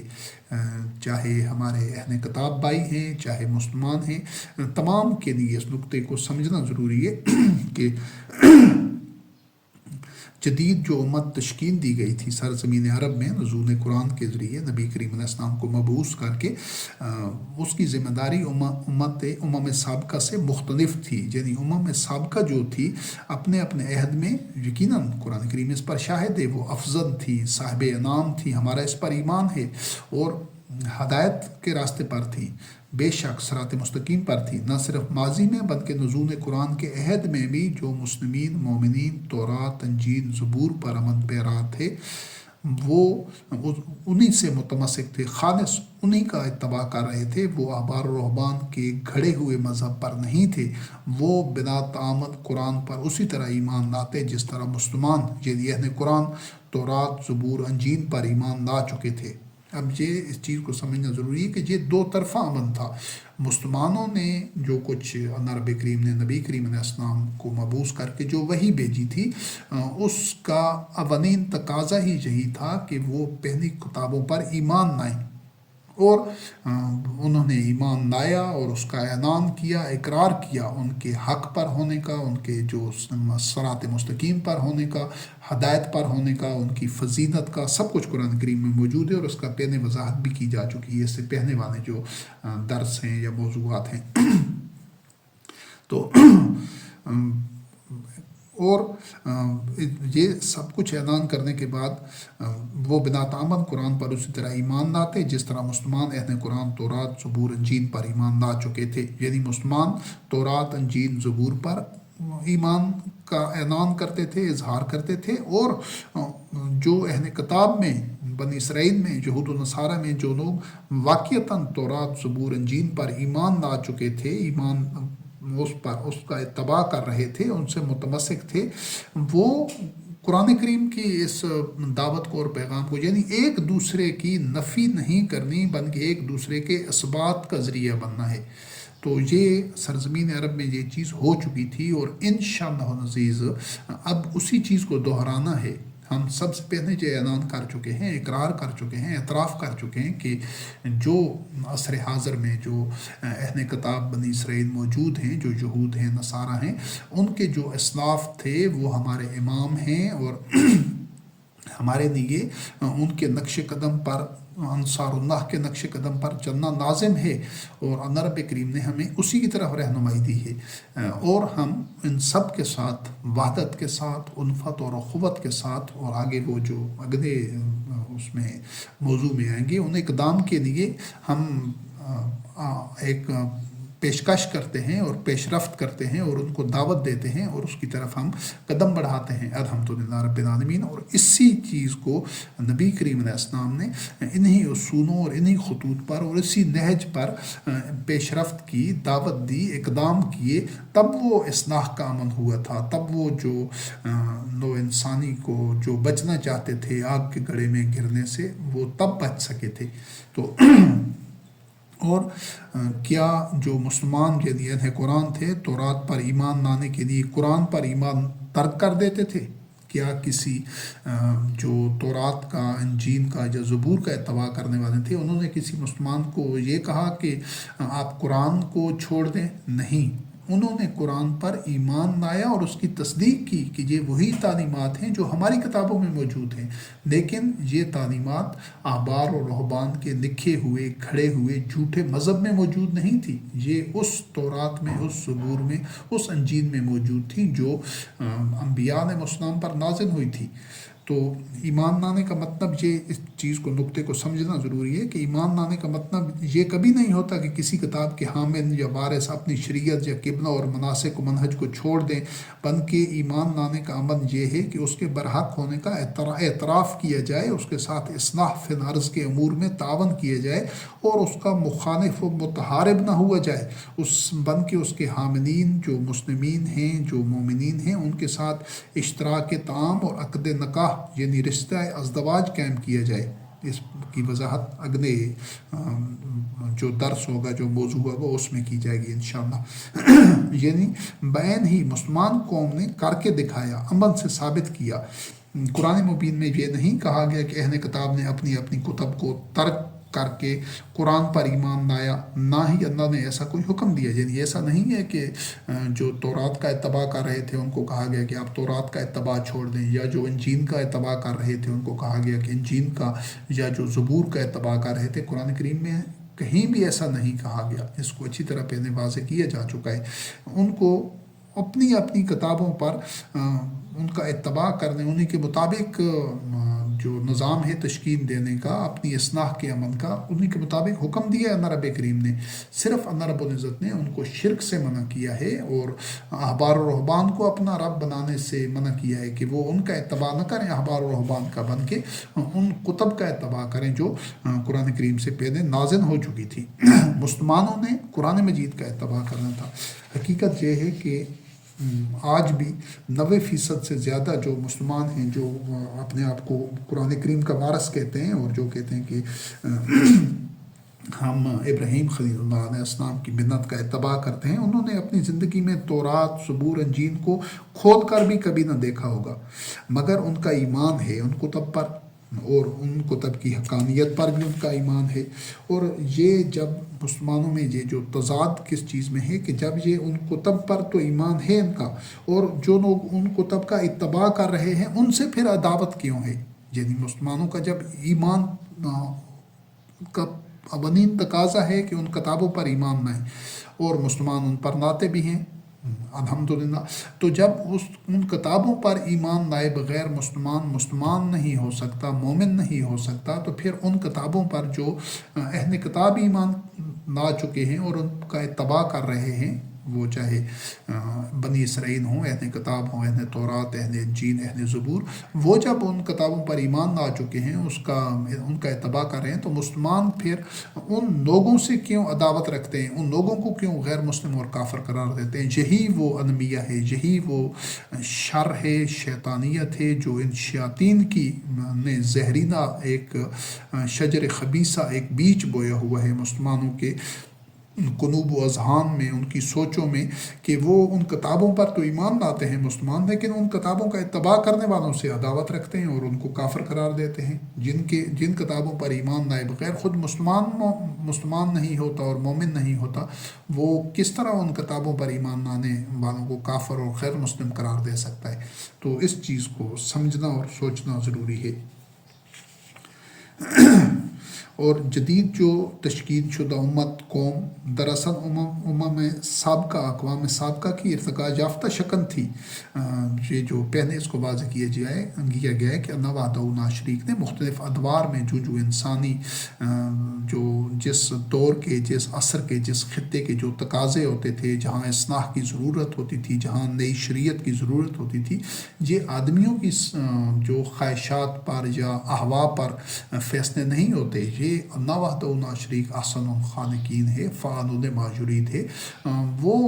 غالب علی امر ہی ہے، وہ اپنے امر پر غالب ہے، اس نے جو کرنا ہوتا ہے وہ اسی طرح کرتا ہے، وہ آدمیوں کی رائے کا، خواہشوں کا، دعاؤں کا، تمناؤں کا، ہوائے نفس کا، ان کا پابند نہیں ہے۔ اس کے جو فیصلے ہوتے ہیں، اس کے جو اقدام ہوتے ہیں، وہ اس کے وحدہ لا شریک رب کسی کی طرف سے کوئی مشورے کا پابند نہیں ہے، یا کسی کی خواہشیں تمنائیں دیکھ کر، یا وہ اپنے لیے کلمات اور قوانین اور اپنا اذن نہیں بناتا ہے، بلکہ اس کے اپنے فیصلے ہیں۔ وہ وحدہ لا شریک رب احکم الحاکمین ہے۔ تو اس نے جو سرزمین عرب میں ایک نئی قوم کی جس طرح پہلے جو نوح علیہ السلام کے بعد اور انبیاء علیہ السلام کو بھیجا اور کتب دی اور رہنمائی دی، پھر موسیٰ کلیم اللہ علیہ السلام، دیگر انبیاء علیہ السلام، ابراہیم خلیل اللہ علیہ السلام، اور اس طرح کے عیسیٰ روح اللہ علیہ السلام، انبیاء علیہ السلام آتے رہے تھے، تو اللہ رب کریم کسی سے پوچھنے کا کوئی پابند نہیں ہے، وہ کسی کے فیصلے اس پر مسلط نہیں ہیں، نہ وہ کسی اپنے فیصلے سے متعلق کسی سے کوئی اس کو ڈر خوف ہے۔ اس نے جو فیصلے کیے ہیں جب کرتا ہے قیامت تک کرے گا، جو بھی امور ہیں وہ قطعی اور کلی طور پر اس کا اختیار رکھتا ہے، اس پر قدرت رکھتا ہے اور ان پر غالب ہے۔ تو اسی جو قطعی جو اتھارٹی ہے، جو قوت ہے، جو اللہ وحدہ لا شریک کا اپنا امر، اذن اور مشیت ہے، اسی کے تحت جو ایک نئی امت، ایک نئی قوم تشکیل دی گئی تھی سرزمین عرب میں، یہ انہی پہنے والی قوموں کی ارتقا یافتہ شکل اور انہی کا تسلسل تھا۔ یہ ان پہنے والی قوموں کا، جس طرح اس سے پہلے جتنی بھی اقوام ملت گزری تھی، جتنے انبیاء علیہ السلام آئے تھے، جتنی شریعتیں، جتنی کتب اور صحائف آئے تھے، وہ ان میں سے کوئی بھی ایک دوسرے کی ضد نہیں تھا، بلکہ اس کا اگنا فیز تھا، اگنا مرحلہ تھا، اگنا ورژن تھا، ایڈیشن تھا نیا۔ تو بس یہ ان میں جو تنوع تھا، اس کو اختلاف نہیں کہہ سکتے، لفظ اختلاف یہاں نہیں، اس کے لیے درست نہیں ہے۔ یہ تنوع تھا، یہ ارتقا تھا، یہ اگنا فیز تھا۔ جس طرح سیڑھی کا ایک جو مرحلہ ہوتا ہے، ایک سیڑھی دوسری، وہ کوئی بھی سیڑھی دوسری کی نہ تو ضد ہوتی ہے نہ اس کے مخالف ہوتی ہے، بس وہ ایک درجہ ہوتا ہے۔ تو یہ ایک اگنا درجہ تھا جس میں اللہ رب کریم نے ایک نئی قوم کو اس کی بنیاد رکھی، اس کو تشکیل دیا۔ تو یہ ان کی پہلی قوموں کی ضد نہ تھی اور نہ ہی ان سے کوئی مخاصم و متحارب تھی۔ بالکل اسی طرح جس طرح بیج سے نکلنے والا پودا بیج کی ضد نہیں ہوتا، اور تنا یا شاخیں کبھی جڑوں سے متحارب و مخاصم نہیں ہوتی، اس کی ضد نہیں ہوتی، یا پھر پھول پھل کبھی پتیوں، تنے یا جڑوں کا دشمن یا عدو نہیں قرار پا سکتا، بلکہ حقیقت یہ ہے کہ جڑیں ہوں یا تنا ہو، شاخیں ہوں یا پھل اور پھول ہوں، ان سب میں سے کوئی ایک دوسرے کے وجود کو نہ تو رد کر سکتا ہے، نہ اس سے ناتعلق رہ سکتا ہے۔ مزید برآں یہ کہ ایک حصے کے وجود کا انحصار دوسرے پر ہے، اور ہر ایک حصہ باوجود الگ الگ وظیفہ حیات، یعنی اپنی اپنی شریعت اور منہج اور قبلہ و مناسک ہونے کے، دوسرے حصے کی تکمیل و بقا کا ذریعہ ہے۔ یعنی بیج کی جو ایک جڑوں کی جو ذمہ داری ہے، جو فعل ہے، وہ تنے والا نہیں ہے۔ تنے کی جو ذمہ داری ہے، جو رول ہے، جو فعل ہے، وہ شاخوں والا نہیں ہے۔ اسی طرح پتے ہیں، پھول ہیں، پھل ہیں، تو یہ جو سب کے اپنے اپنے افعال ہیں، یہی ان کی شریعت ہے، ان کا منہج ہے اور قبلہ ہے اور مناسک ہے۔ یہ ایک جو درخت کی یا ایک انسان کے اعضاء کی مثال سے سمجھایا گیا ہے، ورنہ جو انسانوں کی جو سوشل سائنسز ہیں، سوشل سسٹمز ہیں، اور جو ایک اس کی انفرادی و اجتماعی زندگی کے نظام کے لیے جو رہنمائی دی گئی، اس کی بھی یہی مثال ہے کہ ہر جو قوم ہے جو شریعت کے حامد ہیں، ہر کتب کا اتباع کرنے والے ہیں، ان کو جو ایک اللہ رب کریم نے ایک پورا ایک پروٹوکول دیا ہے اور ان کو ایک پورا ضابطہ دیا ہے، انہوں نے وہ اسی کے مطابق جو کچھ اللہ رب کریم نے ان کو کہا ہے، انہوں کو اسی کے مطابق کرنا ہے بس۔ تو ایک حصہ معدوم ہو تو دوسرے کا وجود باقی نہیں رہتا۔ جس طرح بنیادیں، دیواریں اور چھت سبھی ایک دوسرے کی بقا کے لیے نازمہ ہیں اور جواز ہیں، بالکل اسی طرح اہل تورات، اہل زبور، اہل انجیل، اہل قرآن ایک دوسرے پر منحصر بھی ہیں اور ایک دوسرے کی بقا کے ضامن بھی۔ جب مسلمان اپنا تعلق اور اپنی شناخت اور اپنا رشتہ اہل کتاب سے، بنی اسرائیل سے، یہود و نصارہ سے توڑ دیتے ہیں، ان کو اپنا دشمن اور عدو قرار دیتے ہیں، ان کو کافر اور غیر مسلم قرار دیتے ہیں، تو یہ ان کا کچھ نہیں بگاڑ سکتے۔ یہ اپنے وجود کو اس کی نفی کر رہے ہیں، خود اپنی شناخت کو مٹا رہے ہیں۔ جس طرح کوئی بھی شاخیں اور تنا کہے کہ نہیں میرا جڑوں سے کچھ تعلق نہیں ہے، تو وہ اصل میں اپنے نفی کر رہے ہوتے ہیں، اور یہی چیز صدیوں سے مسلمان قوم کر رہی ہے۔ یہ جو حقیقت کو تسلیم کیا تھا اپنے جو پہلے والی کتب اور اس کے جو اتباع کرنے والوں کو، یہ محمد رسول اللہ علیہ السلام اور آپ کے متبعین نے بطریق حسن اس کو تسلیم کیا، اور جو ارتقاء کی سیڑھیاں، جو رفت ہیں جن تک وہ مومنین پہنچے، وہ اسی وجہ سے تھا کہ انہوں نے اس کو شرح صدر کے ساتھ تسلیم کیا، اور جو اللہ رب کریم نے جو کچھ بیان کر دیا قرآن کریم میں، اس کے سامنے نہ تو انہوں نے کوئی اپنی انا رکھی، نہ ہوائے نفس تھی ان کی، بلکہ وہ ہر رب کریم کی آیت کے سامنے سر تسلیم خم کرنے والے تھے۔ اور جب تک مسلمان جو اہل قرآن ہیں وہ بھی اسی طرح جو ان کے بھائی ہیں ان کے یعنی جو ابھی یہود و نصارہ اہل کتاب بنی اسرائیل موجود ہیں، ان کو ان مومنین کا جانشین تسلیم کر کے ان کے ساتھ اسی طرح معاملہ نہیں کریں گے اس وقت تک جو آج کے مسلمان ہیں کہ کبھی بھی ان بلندیوں اور رفتوں پر نہیں پہنچ سکتے جن پر محمد رسول اللہ علیہ السلام کے عہد کے مومنین پہنچے تھے۔ تو یہ بنیادی تقاضا ہے، اس مرحلے کو جو بھی مسلمان طے کر لیں گے یہ اس سطح سے اوپر اٹھ کر سوچیں گے، رب کریم کی وحی کے مطابق اپنے جو ان کا زاویہ نگاہ ہے، جو سوچ ہے، انداز فکر ہے، اس کو وہی سے ہم آہنگ کر لیں گے، یعنی ان کے اندر خیر پیدا ہو جائے گی، جس کا کہ پچھلے جو عنوان ہے اس میں واضح کیا جا چکا ہے۔ تو انشاءاللہ العزیز اللہ رب کریم کی رحمتیں، نعمتیں، اللہ کا فضل، اللہ کا انعام ان کی شامل حال رہے گا۔ تو اگر جو اہل کتاب ہیں، جو یہود و نصارہ ہیں، بنی اسرائیل ہیں، وہ اپنی اپنی کتب کا اتباع نہیں کرتے تو وہ مسلمانوں کا کچھ نہیں بگاڑیں گے۔ اسی طرح مسلمان اگر قرآن کریم کا اتباع نہیں کریں گے تو وہ دیگر جو اہل کتب ہیں ان کا کچھ نہیں بگاڑیں گے، بلکہ ان سب نے اپنی اپنی کتب کا اتباع کرنا ہے اور ایک دوسرے کے ساتھ اس وحدت، اخوت اور الفت کے ساتھ چلنا ہے۔ یہی جو تقاضا ہے وحی کا ہر دور کے مسلمانوں کے لیے۔ تو اس چیز کو سمجھنا ضروری ہے کہ کبھی جڑ کسی تنے کو نہیں کہتی کہ تم بھی جڑ بن جاؤ، اور نہ ہی پتے کبھی تنے کو جب کہہ سکتے ہیں کہ وہ پتے بن جائیں۔ یہی معاملہ پھولوں اور پھلوں کا بھی ہے۔ اللہ وحدہ لا شریک کا یہ کارخانہ ارتقاء کی شاہراہ پر گامزن ہے۔ یہ ارتقاء اشیاء کائنات میں بھی ہے اور اقوام و امم میں بھی ہے۔ یہ مختلف درجے یا سیڑھیاں ہیں، کوئی سیڑھی اپنے سے پہنے والی سیڑھی کا نہ انکار کر سکتی ہے نہ تعلق رہ سکتی ہے۔ سب نے بیک وقت پرامن بقائے باہمی کے اصول پر باقی بھی رہنا ہے اور آگے بھی بڑھنا ہے۔ تو یہ جو احبار و رہبان کے پیدا کردہ اختلافات ہیں، تفرقہ ہے، افتراء ہے، اللہ پر جھوٹ کرتے ہیں اور عداوت کو رد کر کے جو مسلمین مشترکہ ہدف کے لیے الفت، اخوت اور وحدت کی لڑی میں پروئے گئے، اتباع وحی یعنی تورات، انجیل، زبور اور قرآن کے ذریعے سے، اور اصلاح فی الارض یاسنون ما امر اللہ کی شاہراہ ہدایت پر آیات اللہ کا اتباع کرتے ہوئے آئے، یہی لوگ مومن کہلائے۔ یعنی وہ جب انہوں نے ایک دوسرے کی حقانیت کو تسلیم کیا، اہل کتاب نے مسلمانوں کی حقانیت کو تسلیم کر کے ان کے دست و بازو بنے، ان کی تصدیق اور شہادت دی۔ اصلاح فی الارض کے عمل میں یہ چیز واضح کی جا چکی ہے کہ اصل میں جو ایک نفس میں، ایک نقطے میں، ایک بنیادی اصول کو بیان کیا جائے تو وہ اصلاح فی الارض کا ہے۔ اللہ وحدہ لا شریک سب رہنمائی تمام انسانوں کو تمام ادوار میں جو وحی دی جاتی رہی ہے وہ اس کا مقصد ہے تو ایک ہوتا تھا کہ اصلاح فی الارض، اور اصلاح فی الارض کو رب کریم نے واضح کیا یاسنون ما امر اللہ بہ ان یوصل، کہ وہ جو مومنین ہوتے ہیں، جو اصلاح کرنے والے ہوتے ہیں، وہ ان رشتوں کو جوڑتے ہیں جن کو اللہ نے جوڑنے کا حکم دیا ہے۔ تو وہ جو جوڑنے والی چیز ہے وہ انسانیت کی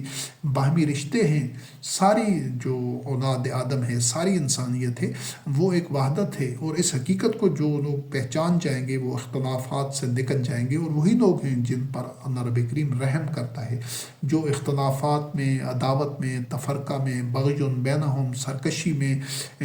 جن میں یہ دراڑیں پڑی رہیں گی، یہ خلیجیں ان میں حائل رہیں گی، تو یہ پچریں ان سے نہیں نکل جائیں گی، تو وہ اس دنیا کے بعد جنت میں نہیں جا سکتے۔ یعنی مرتے وقت اگر آدمی میں یہی عداوت، تفرقہ، بغی بینہم اور اس طرح کی نفسیات تفرقہ والی اس میں موجود ہیں، وہ انہی کا حامل ہے، بے شک وہ جتنی عبادات کرتا رہے، جو کچھ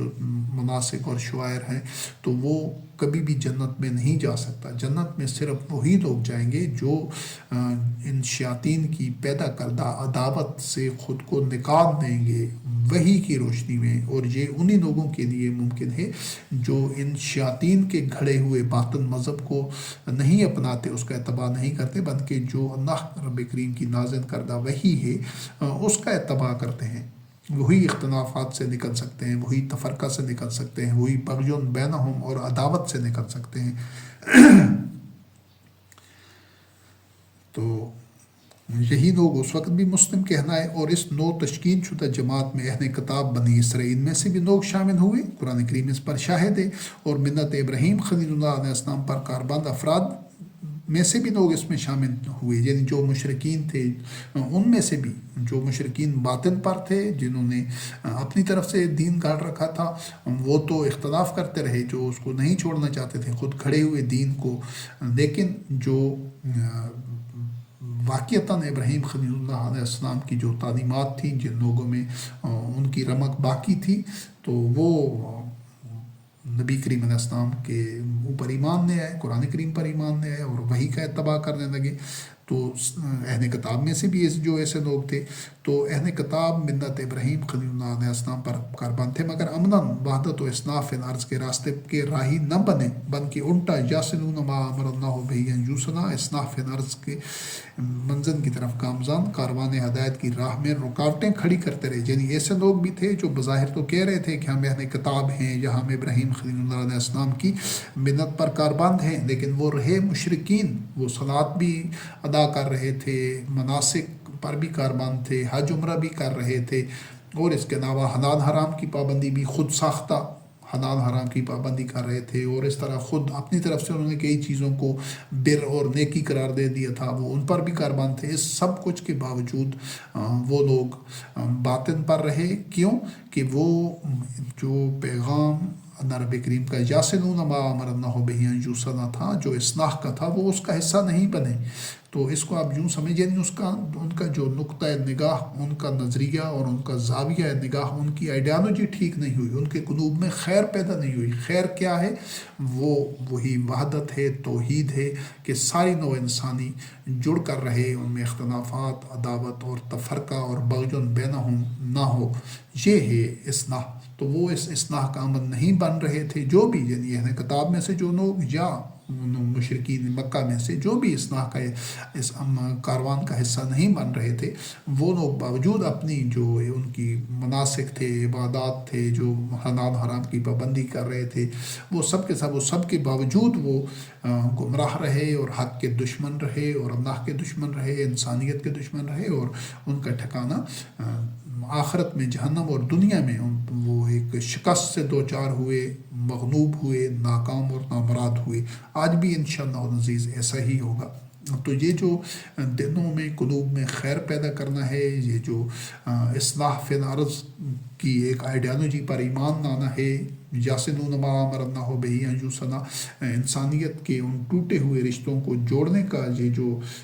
اس پر ایمان لانا ہے، اس جدوجہد کا حصہ بننا ہے، یہ ہے دلوں میں خیر پیدا ہونا، اور یہ آئیڈیالوجی کا نقطہ نظر کا، سمت کا درست ہونا یہی ہے۔ آپ اس کو یوں سمجھ لیں کہ جب یہ سمت درست ہو جائے گی تو یہ ایک کوئی ہنسا ہوگا، پھر اس ہنسے کے دائیں طرف جتنی بھی زیروز لگاتے جائیں گے اس کی ویلیو بڑھتی جائے گی۔ لیکن اگر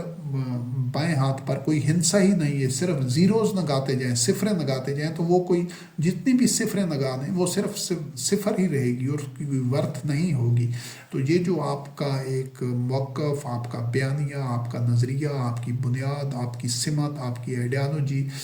درست ہو جاتی ہے، تو اس کا مطلب ہے کہ اس کے بائیں ہاتھ پر ایک ہنسا لگ جاتا ہے، وہ 1 ہے، 2 ہے، 3 ہے، جو بھی، پھر اس کے دائیں طرف آپ جتنی بھی صفریں لگاتے جائیں گے تو اس کی ورتھ بڑھتی جائے گی۔ لیکن بائیں طرف کوئی ہنسا ہی موجود نہیں ہے، کوئی ڈیجٹ اور کوئی عدد ہی نہیں ہے، تو خالی صفریں لکھتے جائیں، جس حد جتنی بھی لکھتے جائیں گے وہ رہے گی صفر۔ تو یہ جو آپ کی عبادات ہیں، جو مناسک ہیں، شعائر ہیں، یہ جو حلال حرام کی پابندی ہے اور دیگر جو معاملات ہیں جن پر کہ آدمی سبقت لے جانا چاہتا ہے ایک دوسرے سے نیکیوں میں، تو ان میں جتنے بھی آپ بڑھتے جائیں گے، اگر آپ کی سمت غلط ہے، آپ کا نظریہ غلط ہے، آپ باطن موقف پر ہیں، آپ وحدت کی بجائے جو عداوت کی آگ میں جل رہے ہیں، تو آپ کی تمام عبادتیں، جو اور دیگر اعمال ہیں، جو افعال ہیں، جن کو آپ بر سمجھ رہے ہیں، تقوی سمجھ رہے ہیں، وہ سب کے سب ناکارہ ہیں، ناحاصل ہیں، اور ان کا نتیجہ کچھ بھی نہیں ہوگا، تعمیری نتیجہ نہیں ہوگا، نہ اس کو دنیا میں وہ آپ کو فائدہ دیں گے، نہ آخرت میں۔ لیکن اگر آپ کی سمت درست ہو جاتی ہے، آپ کی آئیڈیالوجی، آپ کا نظریہ، آپ لا الہ الا اللہ کے نظریے پر آ جاتے ہیں، نو انسانی ساری انسانیت میں وحدت کے نظریے کے اوپر آتے ہیں،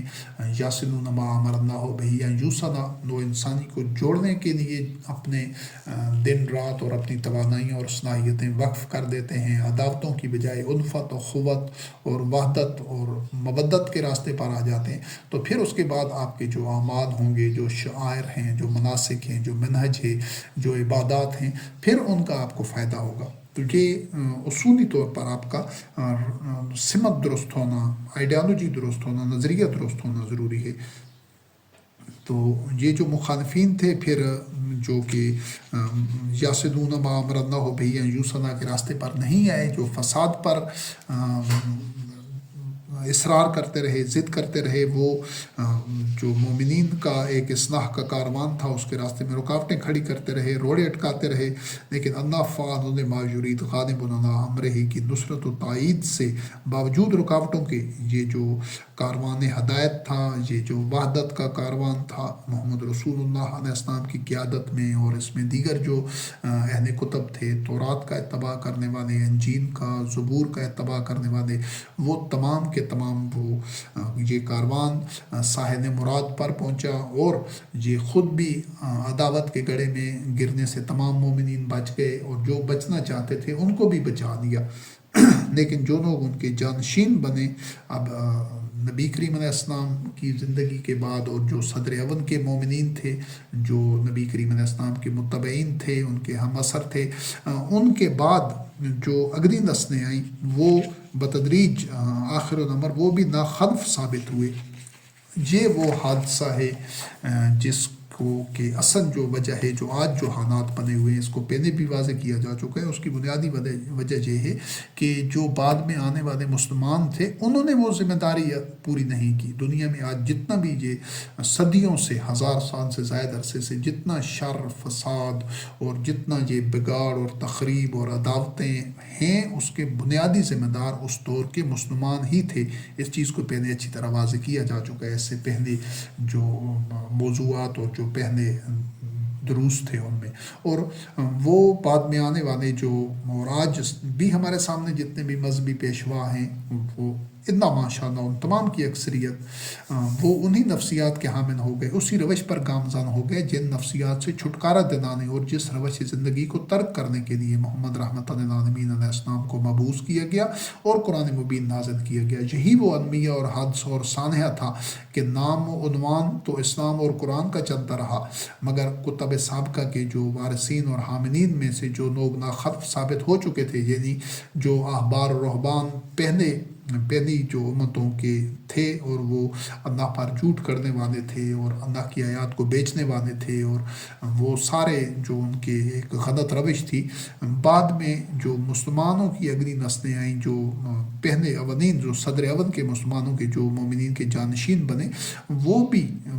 بتدریج اسی طرز عمل اور نفسیات کو اپنانے لگ گئے جو اس سے پہلے گمراہ اقوام کے جو شیاطین کی نفسیات اور رویے اور روش تھی۔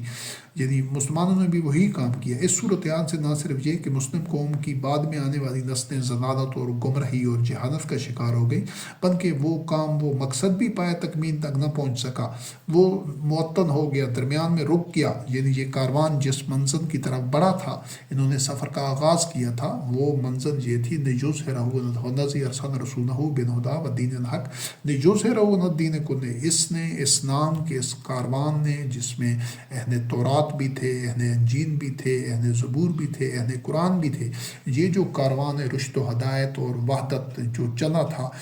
جو اصلاح کا کاروان چلا تھا، آگے اس کاروان کو بعد میں آنے والوں نے، جو اگلی جنریشنز آئیں، انہوں نے اس پورے کاروان کو جرغمات بنا دیا، اور پھر جو اہل انجیل تھے وہ بھی اسی سابقہ روش پر آ گئے۔ ان کی اکثریت، جب میں کہیں بھی اس کا تذکرہ آتا ہے اہل انجیل کا یا اہل تورات یا اہل زبور یا اہل قرآن کا، تو مراد تمام کے تمام نہیں ہوتے، استثناء اس میں ہوتا ہے الا ماشاء اللہ، لیکن ان کی اکثریت۔ تو کیا ہوا کہ اہل تورات نے اس عہد کے بعد تورات کا اتباع چھوڑ دیا، اکثریت نے، اہل انجیل نے انجیل کا اتباع اکثریت نے چھوڑ دیا، اہل زبور نے زبور کا اتباع اکثریت نے چھوڑ دیا، اور اہل قرآن نے کی اکثریت نے قرآن کریم کا اتباع چھوڑ دیا۔ تو یہ جو زبان اور یہ جو انحطاط ہے، یہ جو عداوتوں کی یہ آگ ہے اور یہ شر اور فساد ہے، یہ اسی وجہ سے پھیلا ہے۔ اور یہ ذمہ داری بنیادی طور پر مسلمانوں کی تھی۔ اس ہر عہد کے مسلمانوں نے بعد میں جو ذمہ داری پوری نہیں کی، اس وجہ سے دنیا میں یہ تمام یہ ذلت، گمراہی، ظلم، جبر، ناجائز استحصال، جارحیت، قتل و غارت، حرص و نسل کی ہلاکت، جو کچھ بھی ہوا ہے، جو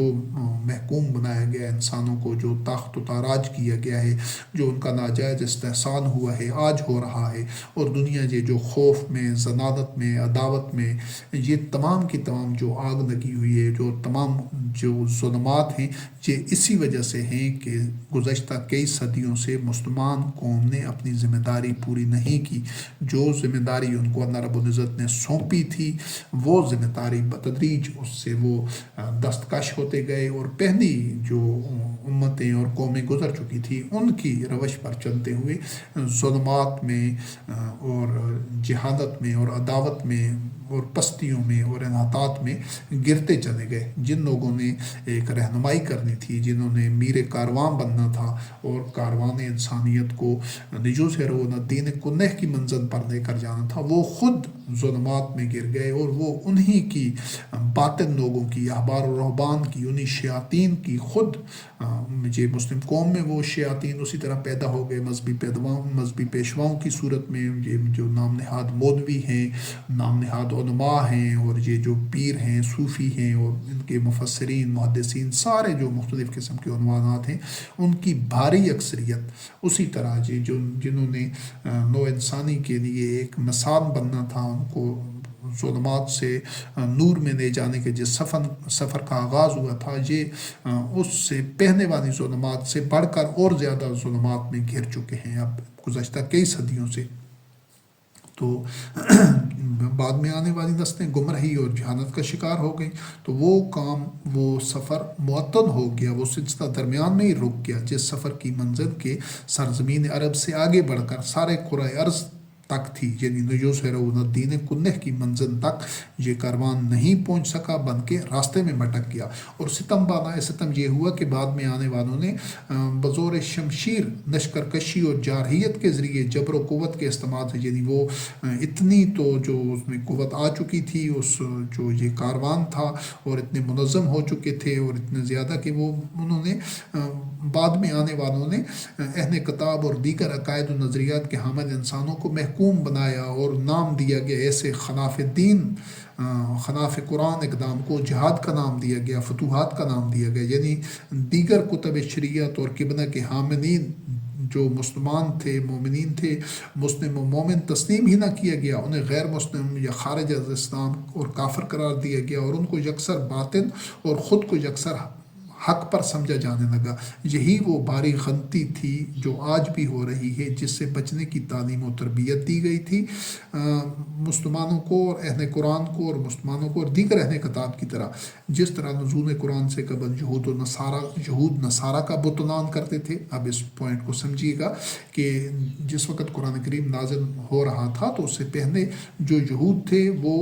نصارہ کو باطن قرار دیتے تھے، اور نصارہ یہود کو، حالانکہ دین دونوں کا ایک ہی تھا، الہ بھی ایک ہی تھا، اور جن انبیاء اور رسول علیہ السلام کا وہ دونوں خود کو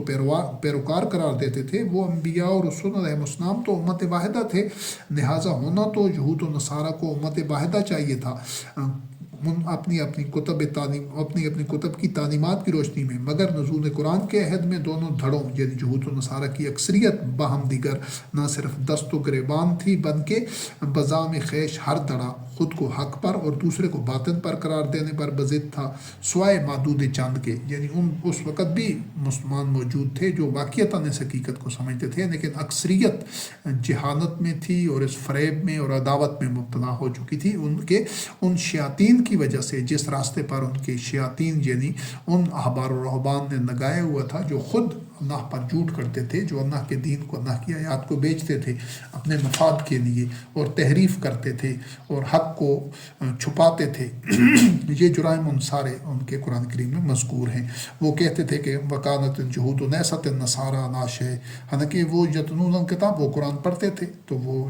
ایک دوسرے کی نفی کر رہے تھے اور دونوں دعویٰ کر رہے تھے کہ تم یہود بن جاؤ یا نصارہ بن جاؤ تب تم ہدایت پاؤ گے، اور یہ کہتے تھے کہ جنت میں تو صرف وہی داخل ہوگا جو یہودی ہے، نصارہ کہتے تھے وہی داخل ہوگا جو نصارہ ہے۔ تو اللہ رب کریم نے فرمایا کہ کیا تم یہ کہتے ہو کہ ابراہیم خلیل اللہ علیہ السلام یہودی تھے یا نصارہ تھے؟ نہیں، وہ کچھ بھی نہیں تھے، وہ حنیف مسلمہ تھے۔ تو اسی جس حنیف مسلم بننے کی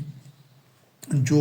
ہدایات دی گئی تھی، پیغام دیا گیا تھا اس ماحول میں، وہ ایک سیناریو، وہ ایک منظر تھا جو اس وقت اہل کتاب میں جس صورتحال میں ان کی اکثریت جس جہالت میں تھی، جس ظلمات میں تھی اور جس عداوت میں تھی، اس کی منظر کشی قرآن کریم میں کی گئی ہے۔ اس ماحول میں جو نئی قوم تشکیل دی گئی، اللہ رب کریم نے اس کو خیر امتن کے عنوان سے اس نے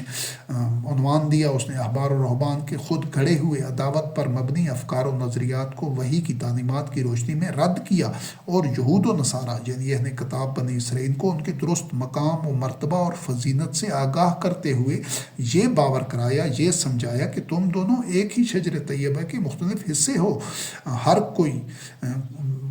مختلف حصے ہو، کوئی جڑیں ہیں، کوئی تنا ہے، کوئی پتے ہیں، شاخیں ہیں، پھول ہیں، پھن ہیں، تمہارا جوہر ایک ہی ہے، تمہارا محض وظیفہ حیات ایک دوسرے سے مختلف ہے، یعنی شریعت اپنی اپنی ہے، مناسک اور قبلہ اپنے اپنے ہیں، جدا ہیں، لیکن یہی اس کائنات کا حسن اور توازن ہے، اور ایک دوسرے کے لیے سامان ابتداء و مسابقت ہے، یعنی مسابقت فی الخیرات ہے۔ تم نے بنائیوں میں ایک دوسرے سے سبقت لینی ہے، اپنی اپنی کتاب کا، اپنی اپنی شریعت کا اتباع کرتے ہوئے۔ یہی جو تنوع ہے، تغیر ہے، یہی ارتقاء انسانی کا سامان ہے۔ اور اس نئی تشکیل شدہ قوم نے قرآن مبین کی تعلیمات کا اتباع کرتے ہوئے اہل کتاب کو یوں اپنے ہم قدم چنایا، اپنے ساتھ ساتھ چنایا، تینوں مل کر چنے کہ تینوں کی الگ الگ شناخت بھی باقی رہی، یعنی پہنے والے اہل کتاب کی بھی اور مومنین کی بھی اپنے اپنے قبلہ اور شریعت بھی برقرار رہی، دونوں اپنے اپنے قبلے پر رہے، اور دونوں اللہ وحدہ لا شریک الہ واحد کو معبود اور وحدہ لا شریک رب تسلیم کرتے ہوئے، یعنی یہ ان اہل کتاب کی بات ہو رہی ہے جو حق پر ایمان لے کر آئے، جو اپنی اپنی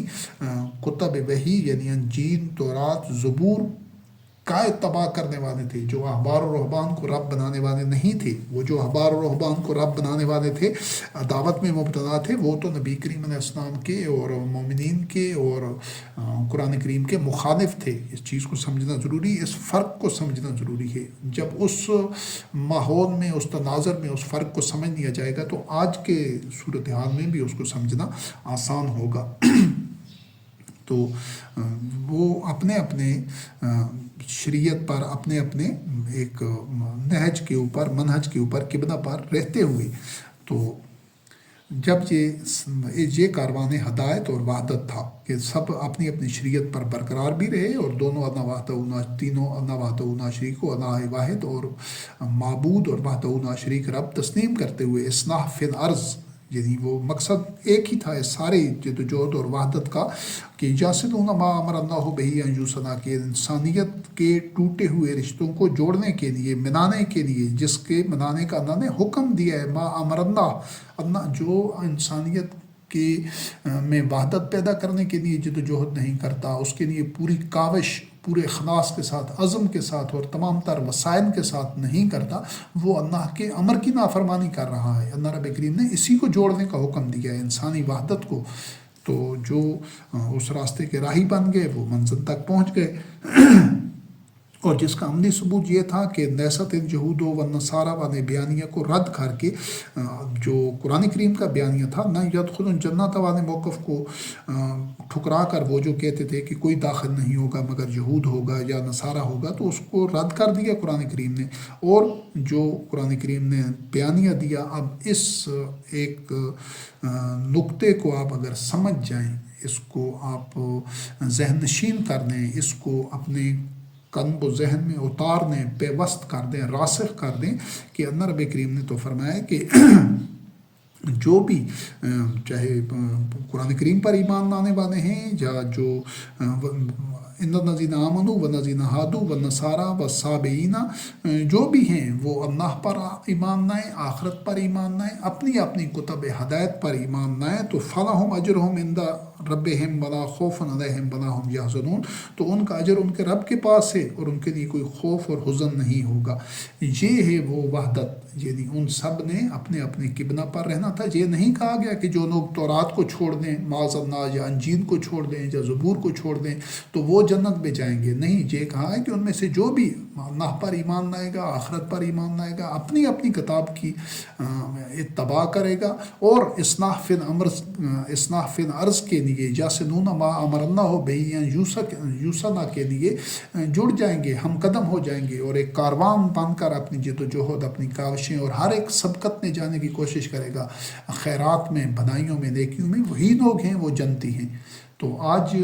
اس پیغام کو، اس موقف کو، اس دعوے کو، اس نظریے کو نہ صرف یہ ہے کہ دیگر جو کتب کے حامل ہیں ان کی اکثریت نے بنا دیا ہے، بلکہ مسلم جو قوم ہے اس نے تو، اس کی اکثریت نے تو یکسر بنا دیا ہے کہ وہ یہی توقع کرتے ہیں، یہی ان کا ایک بیانیہ، باطن بیانیہ اور نقطہ نظر بن چکا ہے کہ اہل کتاب کو، یہود کو، نصارہ کو، اہل تورات، اہل انجیل، اہل زبور کو اپنی اپنی کتابیں، اپنے اپنی کبنا، اپنی اپنی شریعت چھوڑ کر قرآن کریم پر یا مسلمانوں کی شریعت پر، قرآن کی شریعت پر اور کبنا پر اور منہج و مناسک پر آئیں گے تو پھر وہ مسلمان ہوں گے۔ یہی وہ فساد ہے، یہی وہ شیطانیت ہے جس کا بیج مذہبی پیشواؤں نے بویا ہے اور ان کی سمت اور راستہ غلط کر دیا ہے پوری مسلم امت کا۔ اسی کو درست کرنا ضروری ہے۔ تو اور اس کا پھر جو اصلاح کا جو عمل تھا اور جو وحدت کا اور یاسنون ما امر اللہ کا، اس کی وضاحت تو اگلے جو حصہ ہے اس میں کی جائے گی کہ کیا کیا اقدام کرنے ہیں انشاءاللہ۔ تو پھر اس کا جو عملی جو اقدام تھا، وہ جن مومنین نے یہ پرچم تھام لیا کہ جو بھی ہیں وہ اللہ پر ایمان لانے والے ہیں، آخرت پر ایمان لانے والے، اللہ کے ساتھ کسی کو شریک نہیں کرتے، احبار و رہبان کو رب نہیں بناتے، اللہ کا بیٹا قرار نہیں دیتے، تو وہ اپنی اپنی کتب ہدایت پر عمل کریں اور وہ سب کے سب ان کے لیے کوئی خوف اور حزن نہیں ہوگا۔ تو جن لوگوں نے اس کا پرچم تھام لیا اور اہل کتاب کے ساتھ باہم شیر و شکر ہو گئے، شیر و شکر ہو گئے اور رشتہ ازدواج قائم کرتے ہوئے اور اشتراک توام کو معمول بنا دیا، آج بھی اس پر مبنی، اسی مبنی پر قرآن بیانیے کو جملہ اہل کتاب بشمول اہل قرآن اپنائیں گے، تب ہی ظلمات سے نور میں داخل ہوں گے بِإِذْنِ اللہ، انشاءاللہ، بِنَصْرِ اللہ۔ یعنی آج بھی ان کو وہی اقدام کرنے ہوں گے جو اس وقت کے مسلمانوں نے، مومنین نے کیے تھے، اور ان کو انشاءاللہ وضاحت کے ساتھ اگلے جو درس ہوگا اس میں، اگلے مرحلے میں، اگلے موضوع میں اس کو بیان کیا جائے گا۔ تو جو ما انزل اللہ پر ایمان اور اس کے اتباع کا دعویٰ کرنے والے تینوں فریقوں، یعنی یہود، نصارہ، مسلمانوں کے لیے اس حقیقت کا جاننا سمجھنا ضروری ہے، ان کے کتاب پر ایمان اور دعویٰ اتباع کو پرکھنے کی کسوٹی ہی چاہیے کہ آیا وہ خود رشتہ ایمان و توحید میں جوڑ کر دیگر نوع انسانی جو ما انزل اللہ سے ناعلم ہیں ان کے لیے ایک ماڈرن یا ایک مثال بنے ہیں یا نہیں۔ یہ ہم سب کی مشترکہ ذمہ داری ہے، چاہے کوئی تورات کا اتباع کر رہا ہے، انجیل کا کر رہا ہے، زبور کا کر رہا ہے یا قرآن کریم کا کر رہا ہے، جسے یہ ذمہ داری کو تنہا یہود، نصارہ، مسلمانوں نے، بنی اسرائیل نے، اہل کتاب نے پورا نہیں کرنا، اور نہ یہ ذمہ داری پوری ہو سکتی ہے، بلکہ اس کو باہمی اشتراک سے پوری کرنا ہوگی انشاءاللہ۔ یہ تاکہ جو دوسرے جو اقوام ہیں، جو دوسرے ادیان ہیں دنیا میں، جو چائنا میں لوگ ہیں، روس میں ہیں، جاپان میں ہیں، افریقہ میں ہیں، جن کے پاس ان تینوں چاروں کتابوں میں سے کوئی بھی نہیں ہے، وہ اس کے مطابق اپنا نظام نہیں چلا رہے، ہم ان چاروں کتب پر جو ایمان لانے والے ہیں اور اس وحی کا اتباع کرنے والے ہیں، ہم آپس میں جوڑ کر ان کو دکھائیں گے، ان کو نتائج دکھائیں گے، ان کو اس کی کامیابی جو اللہ رب کریم اس کے نتیجے میں ہمیں عطا فرمائے گا، جو اللہ کی رحمتیں اور انعام ہوں گے ہم نے ان کو دکھانا ہے، تب وہ لوگ اس طرف آئیں گے، تب اصلاح فی الارض ہوگی۔ یہ مرحلہ وار ہے، پہلے ہم نے اپنے نظریات، آئیڈیالوجی، سمت اور موقف کو، بیانیہ کو درست کرنا ہے، بنیادوں کو درست کرنا ہے، پھر اس کے اوپر عمارت تعمیر کرنی ہے انشاءاللہ باذن اللہ، اور پھر اس کے نتائج دوسروں کو دعوت دے کر، دوسروں کو نتائج دکھا کر اس کا حصہ بنانا ہے۔ تب وہ مرحلہ ہوگا انشاءاللہ عزیز جب یقوم الناس رب العالمین، ساری نوع انسانی اللہ رب العالمین کے سامنے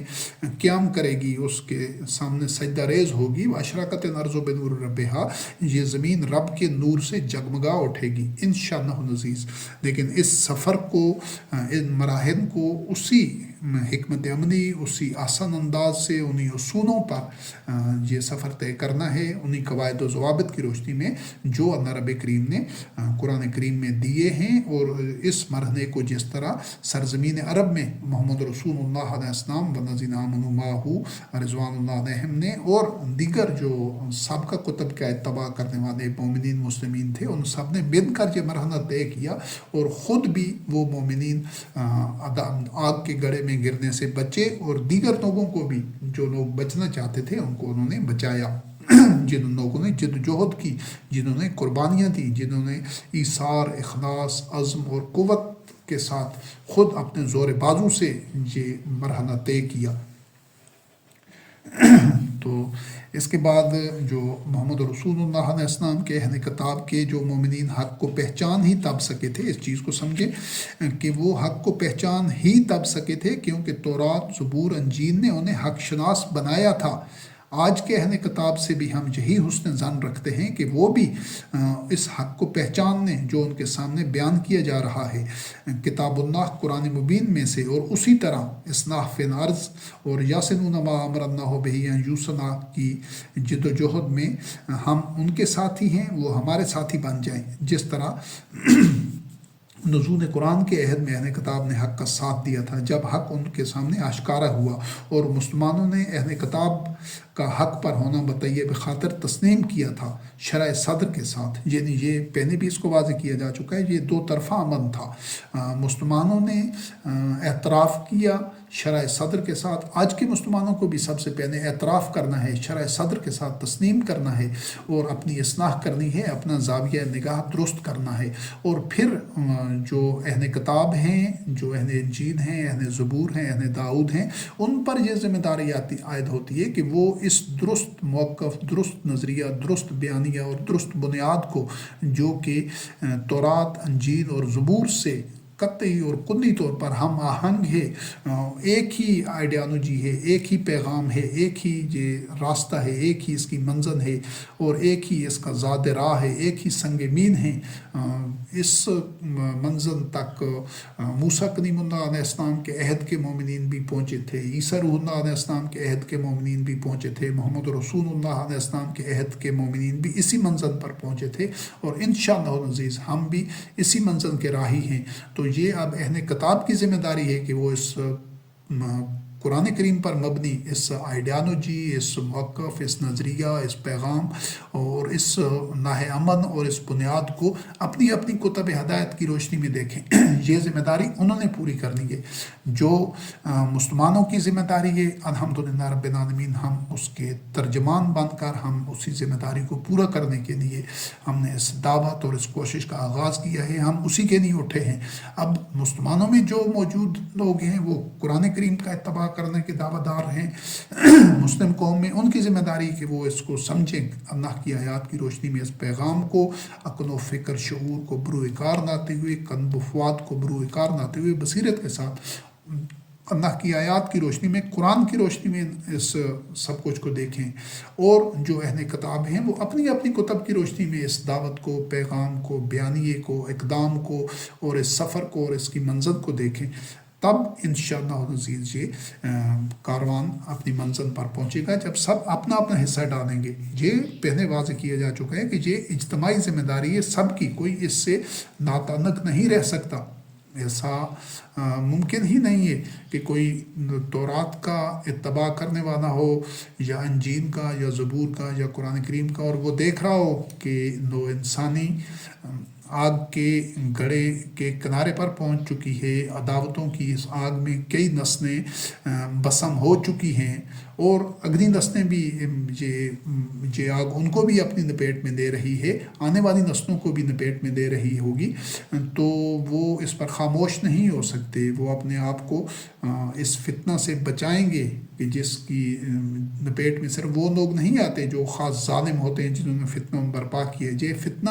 برپا تو ان شیاطین نے کیا ہے جو سب اہل کتاب کی صفوں میں موجود ہیں، مسلمانوں میں، اہل انجیل میں، اہل قرآن میں، اہل زبور میں، اہل تورات میں، لیکن اس فتنے کے اوپر خاموش بیٹھنا جرم ہے، اور اس جرم کی بھی سزا ہے۔ یہ اللہ رب کریم کی سنت ہے، اور ایسا اللہ رب کریم نے قرآن مجید میں واضح کیا ہے کہ اپنے آپ کو اس فتنہ سے بچاؤ کہ جس کی لپیٹ میں صرف وہ نہیں ہوتے جو خاص ظالمین جو فتنہ برپا کرتے ہیں، بلکہ سب اس کی لپیٹ میں آ جاتے ہیں۔ تو جس طرح نزول قرآن کے عہد میں ہوا کہ جو اہل کتاب واقعتاً کتاب اپنی اپنی کتب پر ایمان رکھتے تھے، وہ قرآن پر بھی ایمان لاتے، جب اہل کتاب کے سامنے قرآن پیش کیا جا رہا ہے تو وہ تمام اہل کتاب جن کا واقعتاً تورات، انجیل، زبور پر ایمان ہے، وہ قرآن کی حقانیت کی شہادت دیں گے انشاءاللہ۔ اہل کتاب اور ہم ما انزل اللہ کے اتباع یعنی اصلاح فی الارض یاسدون ما امر اللہ بہ یا یوسنا کی جد و جہد میں الحمدللہ معاون رہے ہیں، آج بھی ہیں، اور انشاءاللہ العزیز کل بھی ہوں گے۔ یہ سب کے باہمی تعاون سے یہ کاروان اپنی منزل پر پہنچے گا، سب نے اپنا اپنا اس میں حصہ ادا کرنا ہے، اپنا رول ادا کرنا ہے۔ اور اس چیز کو سمجھ لیں کہ اگر عصر حاضر کے اہل کتاب اپنی اپنی کتب تورات، انجیل، زبور کا اتباع کریں تو نہ ہم ان کو اپنے دشمن نظر آئیں گے، نہ ہم ان کے دشمن ہو سکتے ہیں، نہ وہ ہمارے دشمن ہو سکتے ہیں اگر ہم قرآن کا اتباع کریں گے۔ اگر ہم قرآن کا اتباع چھوڑیں گے تو اہل کتاب ہمیں اپنے دشمن نظر آئیں گے، یعنی یہود، نصارہ، بنی اسرائیل، وہ ہمیں اپنے دشمن نظر آئیں گے جب ہم قرآن کو چھوڑیں گے۔ اور آج تمام کے تمام 2 ارب جو نام نہاد مسلمان ہیں، ان کو کیوں اہل کتاب، بنی اسرائیل، یہود و نصارہ کافر، غیر مسلم اور اپنے دشمن نظر آتے ہیں؟ کیونکہ انہوں نے قرآن کو چھوڑا ہوا ہے۔ اور اسی طرح اگر جو تورات کا، انجیل کا، زبور کا اتباع کرنے والے ہیں، خالص اس کتاب کا اتباع کرنے ہیں، تو جب وہ ہماری اس دعوت کو جو الحمدللہ رب العالمین من انصاری اللہ کی صورت میں ہم ان کو دے رہے ہیں، اس دعوت کو، جد و جہد کو اپنی کتب کی روشنی میں پرکھیں گے تو وہ کبھی اس کا انکار نہیں کر سکتے انشاءاللہ العزیز۔ یہ ہم سب کو اس وقت جو مسلمانوں کی اکثریت ہے، جو اہل کتاب کی اکثریت ہے، ان کو سب کو ایک دوسرے کے دشمن کیوں سمجھ رہے ہیں؟ کیونکہ سب نے اپنی اپنی کتب کا اتباع چھوڑ دیا ہے۔ تو یہ اس جو نقطہ نظر کا، سوچ کا، زاویہ نگاہ کی اصلاح کرنی ضروری ہے، اور یہ بھی سمجھ لیں کہ یہ جو تنازع چند تو ایک طویل عرصے سے رہا ہے، کئی اشروں سے، 70-75 سال سے زیادہ ہو گئے عرض فلسطین کا اور اسرائیل کا۔ تو اس تنازع میں آپ یوں سمجھ لیں کہ یہ ایک بڑا لوگوں کے لیے ایک نئی بات ہوگی، اکثریت کے لیے، لیکن جو اہل کتاب ہیں وہ اس کو جانتے ہیں اور بالکل وہ اس کو پہچانتے ہیں۔ مسلمانوں کو جو قرآن کریم کا اتباع کرنے والے ہیں، ان کو بھی چاہیے کہ اس کا ادراک کریں، سمجھیں اور اپنی اصلاح کریں، اپنے قلوب میں خیر پیدا کریں۔ اس کو ایک مثال کے ذریعے یوں سمجھ لیں کہ یہ جو ارض مقدس ہے، ارض فلسطین اور مکہ جہاں پر بیت اللہ ہے، ان دونوں کی مثال اسی طرح ہے جس طرح 2 بھائیوں کو میراث میں علیحدہ خطۂ ارضی یا خطۂ زمین دے دیا جائے، وہ دونوں بھائی ہوں، ان کی وراثت میں یہ 2 زمین کے حصے ہوں، ایک بھائی کی وراثت میں فلسطین ہو، ایک بھائی کی وراثت میں مکہ ہو، اور ان کو یہ بھی بتا دیا جائے کہ تم نے اسی خطۂ ارضی کو کس طرح تصرف میں لانا ہے، کس طرح اس کو استعمال کرنا ہے۔ ایک بھائی کے لیے داؤد علیہ السلام، سلیمان علیہ السلام کو اسوہ حسنہ ان کے سامنے رکھا جائے، اور دوسرے بھائی کے لیے ابراہیم علیہ السلام، محمد علیہ السلام کا، اور صاف، واضح اور سادہ سی بات ہے کہ اگر قلوب میں خیر ہو، الفت ہو، ایمان ہو تو بآسانی سمجھ آ سکتی ہے کہ ایک بھائی بنی اسرائیل اہل کتاب نے سائنسی تحقیق و ترقی اور ٹیکنالوجی کو یعنی نصارہ نے، یہود نے اس کو اپنے نقطۂ عروج پر پہنچا کر اصلاح فی الارض کے عمل میں حصہ ڈالنا ہے، کیونکہ داؤد علیہ السلام اور سلیمان علیہ السلام کے خاص طور پر ان کے ادوار میں اللہ رب کریم نے جو ارتقاء اور سائنس اور ٹیکنالوجی کی ترقی اور جو کائنات میں جو مصرف کر رہے تھے سلیمان علیہ السلام اور داؤد علیہ السلام، تو انہوں نے یہود اور نصارہ نے جو ہمارے بھائی ہیں، جو بنی اسرائیل ہیں، یعنی کتاب کے جو جانشین ہیں، انہوں نے سائنس اور ٹیکنالوجی میں اصلاح کے ذریعے نو انسانی کی اصلاح کرنی ہے، اور جو دوسرے بھائی ہیں مسلمان ہیں جو قرآن کریم کا اتباع کرنے والے ہیں، جو ملت ابراہیم خلیل اللہ علیہ السلام پر گامزن ہیں، نبی کریم علیہ السلام کی اسوہ حسنہ پر چل رہے ہیں،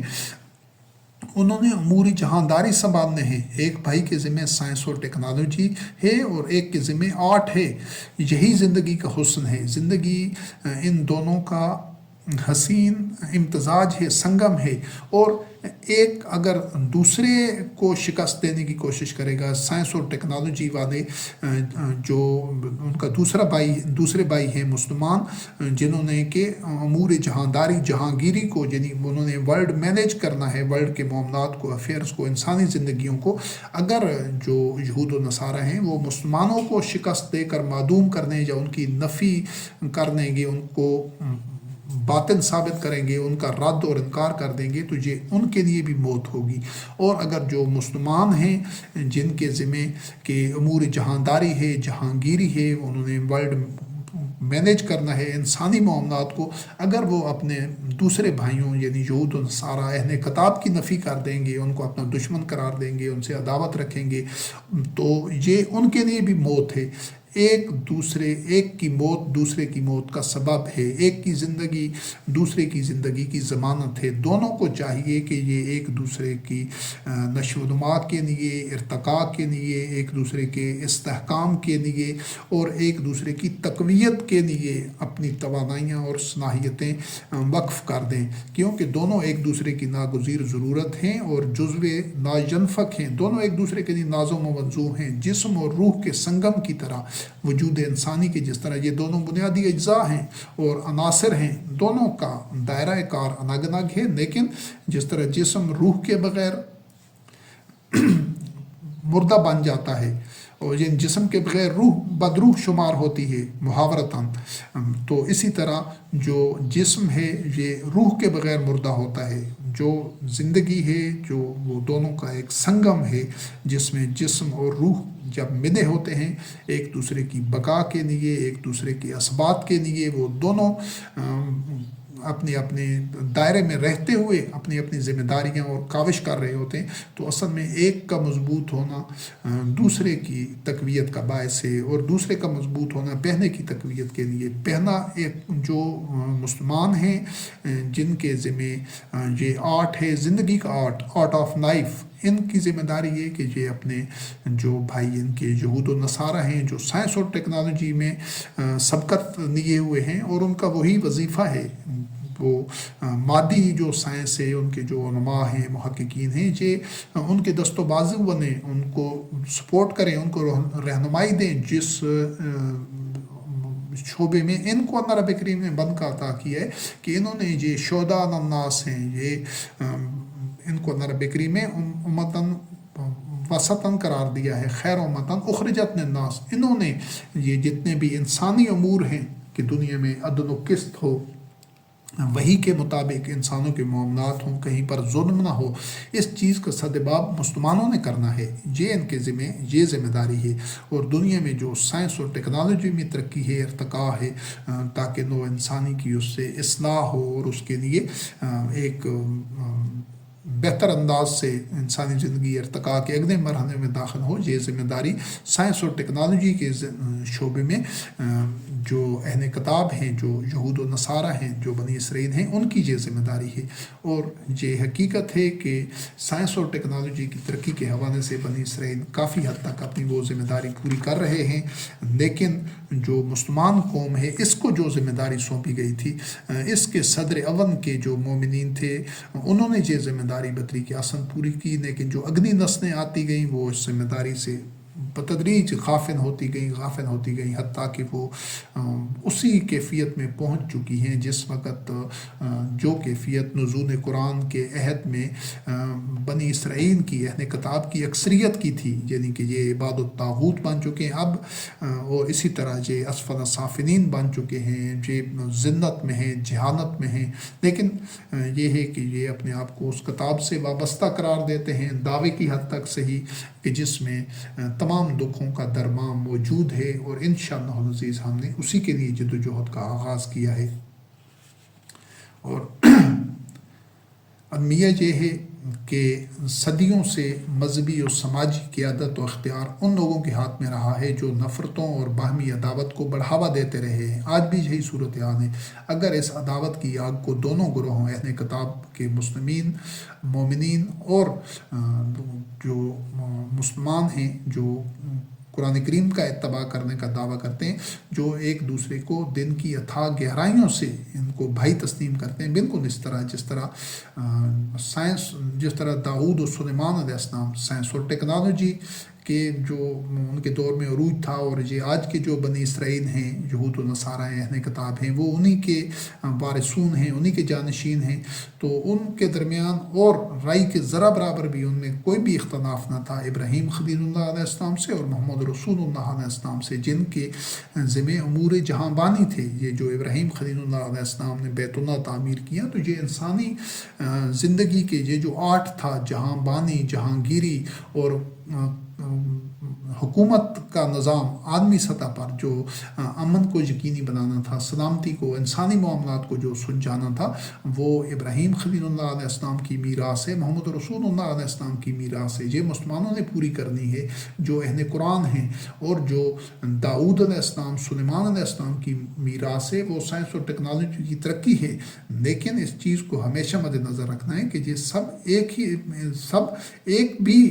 ایک ہی راہ کے راہی تھے، اور ان سب کے ہاتھ میں جو قندیل تھی اس کا ماخذ و سرچشمہ ایک ہی تھا۔ جس طرح سورج کے اطراف سے نکلنے والی کوئی کرن ایک دوسری کرن سے مختلف و متضاد نہیں ہو سکتی، مخالف نہیں ہو سکتی دوسری کرن کے، بالکل اسی طرح موسیٰ کلیم اللہ علیہ السلام اور داؤد علیہ السلام اور ابراہیم خلیل اللہ علیہ السلام، محمد رسول اللہ علیہ السلام، سب ہی ایک امت تھے، امت واحدہ تھے۔ پھر ان کے اسوہ حسنہ پر عمل پیرا ہونے والے، ان کتب کا اتباع کرنے والے جن کتب کا یہ خود اتباع کر رہے تھے، یہ کس طرح ممکن ہے کہ وہ باہم متصادم ہوں، مخالف ہوں، متحارب ہوں، ایک دوسرے سے عداوت رکھتے ہوں؟ لہٰذا جو بھی دوسروں سے مخالف ہے، دوسروں کے متصادم ہے، عداوت رکھتا ہے، متحارب ہے، ان کو غیر مسلم قرار دیتا ہے، ان کا عدو ہے، وہ انبیاء علیہ السلام کے اسوہ حسنہ پر عمل پیرا نہیں ہے۔ آج تمام مومنین نے باہم شیر و شکر ہو کر، بنیان و مرصوص بن کر، الفت و ولایت اور اخوت کے رشتہ میں جڑ کر ثابت کرنا ہے کہ ہم سب کا الہ ایک ہے، الہ واحد،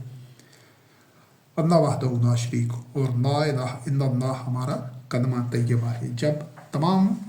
کتب کا اتباع کرنے والے اس موقف کے ساتھ دنیا کے سامنے آئیں گے اور ان کو اخوت کے رشتے میں جڑ کر، وحدت کے رشتے میں جڑ کر ان کے سامنے نمونہ عمل بنیں گے، تب یہ جو انسانیت کا کارواں ہے یہ آگ کے گڑھے میں گرنے سے بچ جائے گا۔ سب سے پہلے یہ خود بچیں گے، بچ کر دکھائیں گے، اور پھر دوسرے لوگ ان کو دیکھ کر ان کا ساتھ دیں گے انشاءاللہ۔ اور ہمیں تو جو سروکار ہے یا جن سے ہمیں مطلب ہے یا جو ہمارے پیش نظر لوگ ہیں، تو وہ عصر حاضر کے جو سلیم القلب لوگ ہیں، جو سلیم الفطرت مومنین ہیں، وہ اہل کتاب میں ہیں، جو اہل کتاب بنی اسرائیل میں ہیں موجود ہوں گے، مسلم قوم میں بھی ہوں گے، جو ہمارے اس قرآن مبین پر مبنی موقف کو جو پیش کیا جا رہا ہے اس کو سمجھیں گے، اور عداوتوں کی بھڑکتی آگ سے خود کو بھی بچائیں گے اور دیگر انسانوں کو بھی۔ اور اس آگ سے تب تک بچنا ممکن نہیں ہے جب تک اہل تورات، اہل زبور، اہل انجیل اور اہل قرآن کے جملہ مومنین وارثون الکتاب الفت و اخوت کے بندھن میں جڑ نہیں جاتے۔ وحدت و مودت پر مبنی یہ رشتہ قائم ہوگا قرۂ ارض کے تمام مومنین میں، تب ہی عداوت و تعصب کو شکست دی جا سکتی ہے، ورنہ یہ عداوت کی آگ اولاد آدم کو جلا کر رکھ دے گی، راکھ کر دے گی۔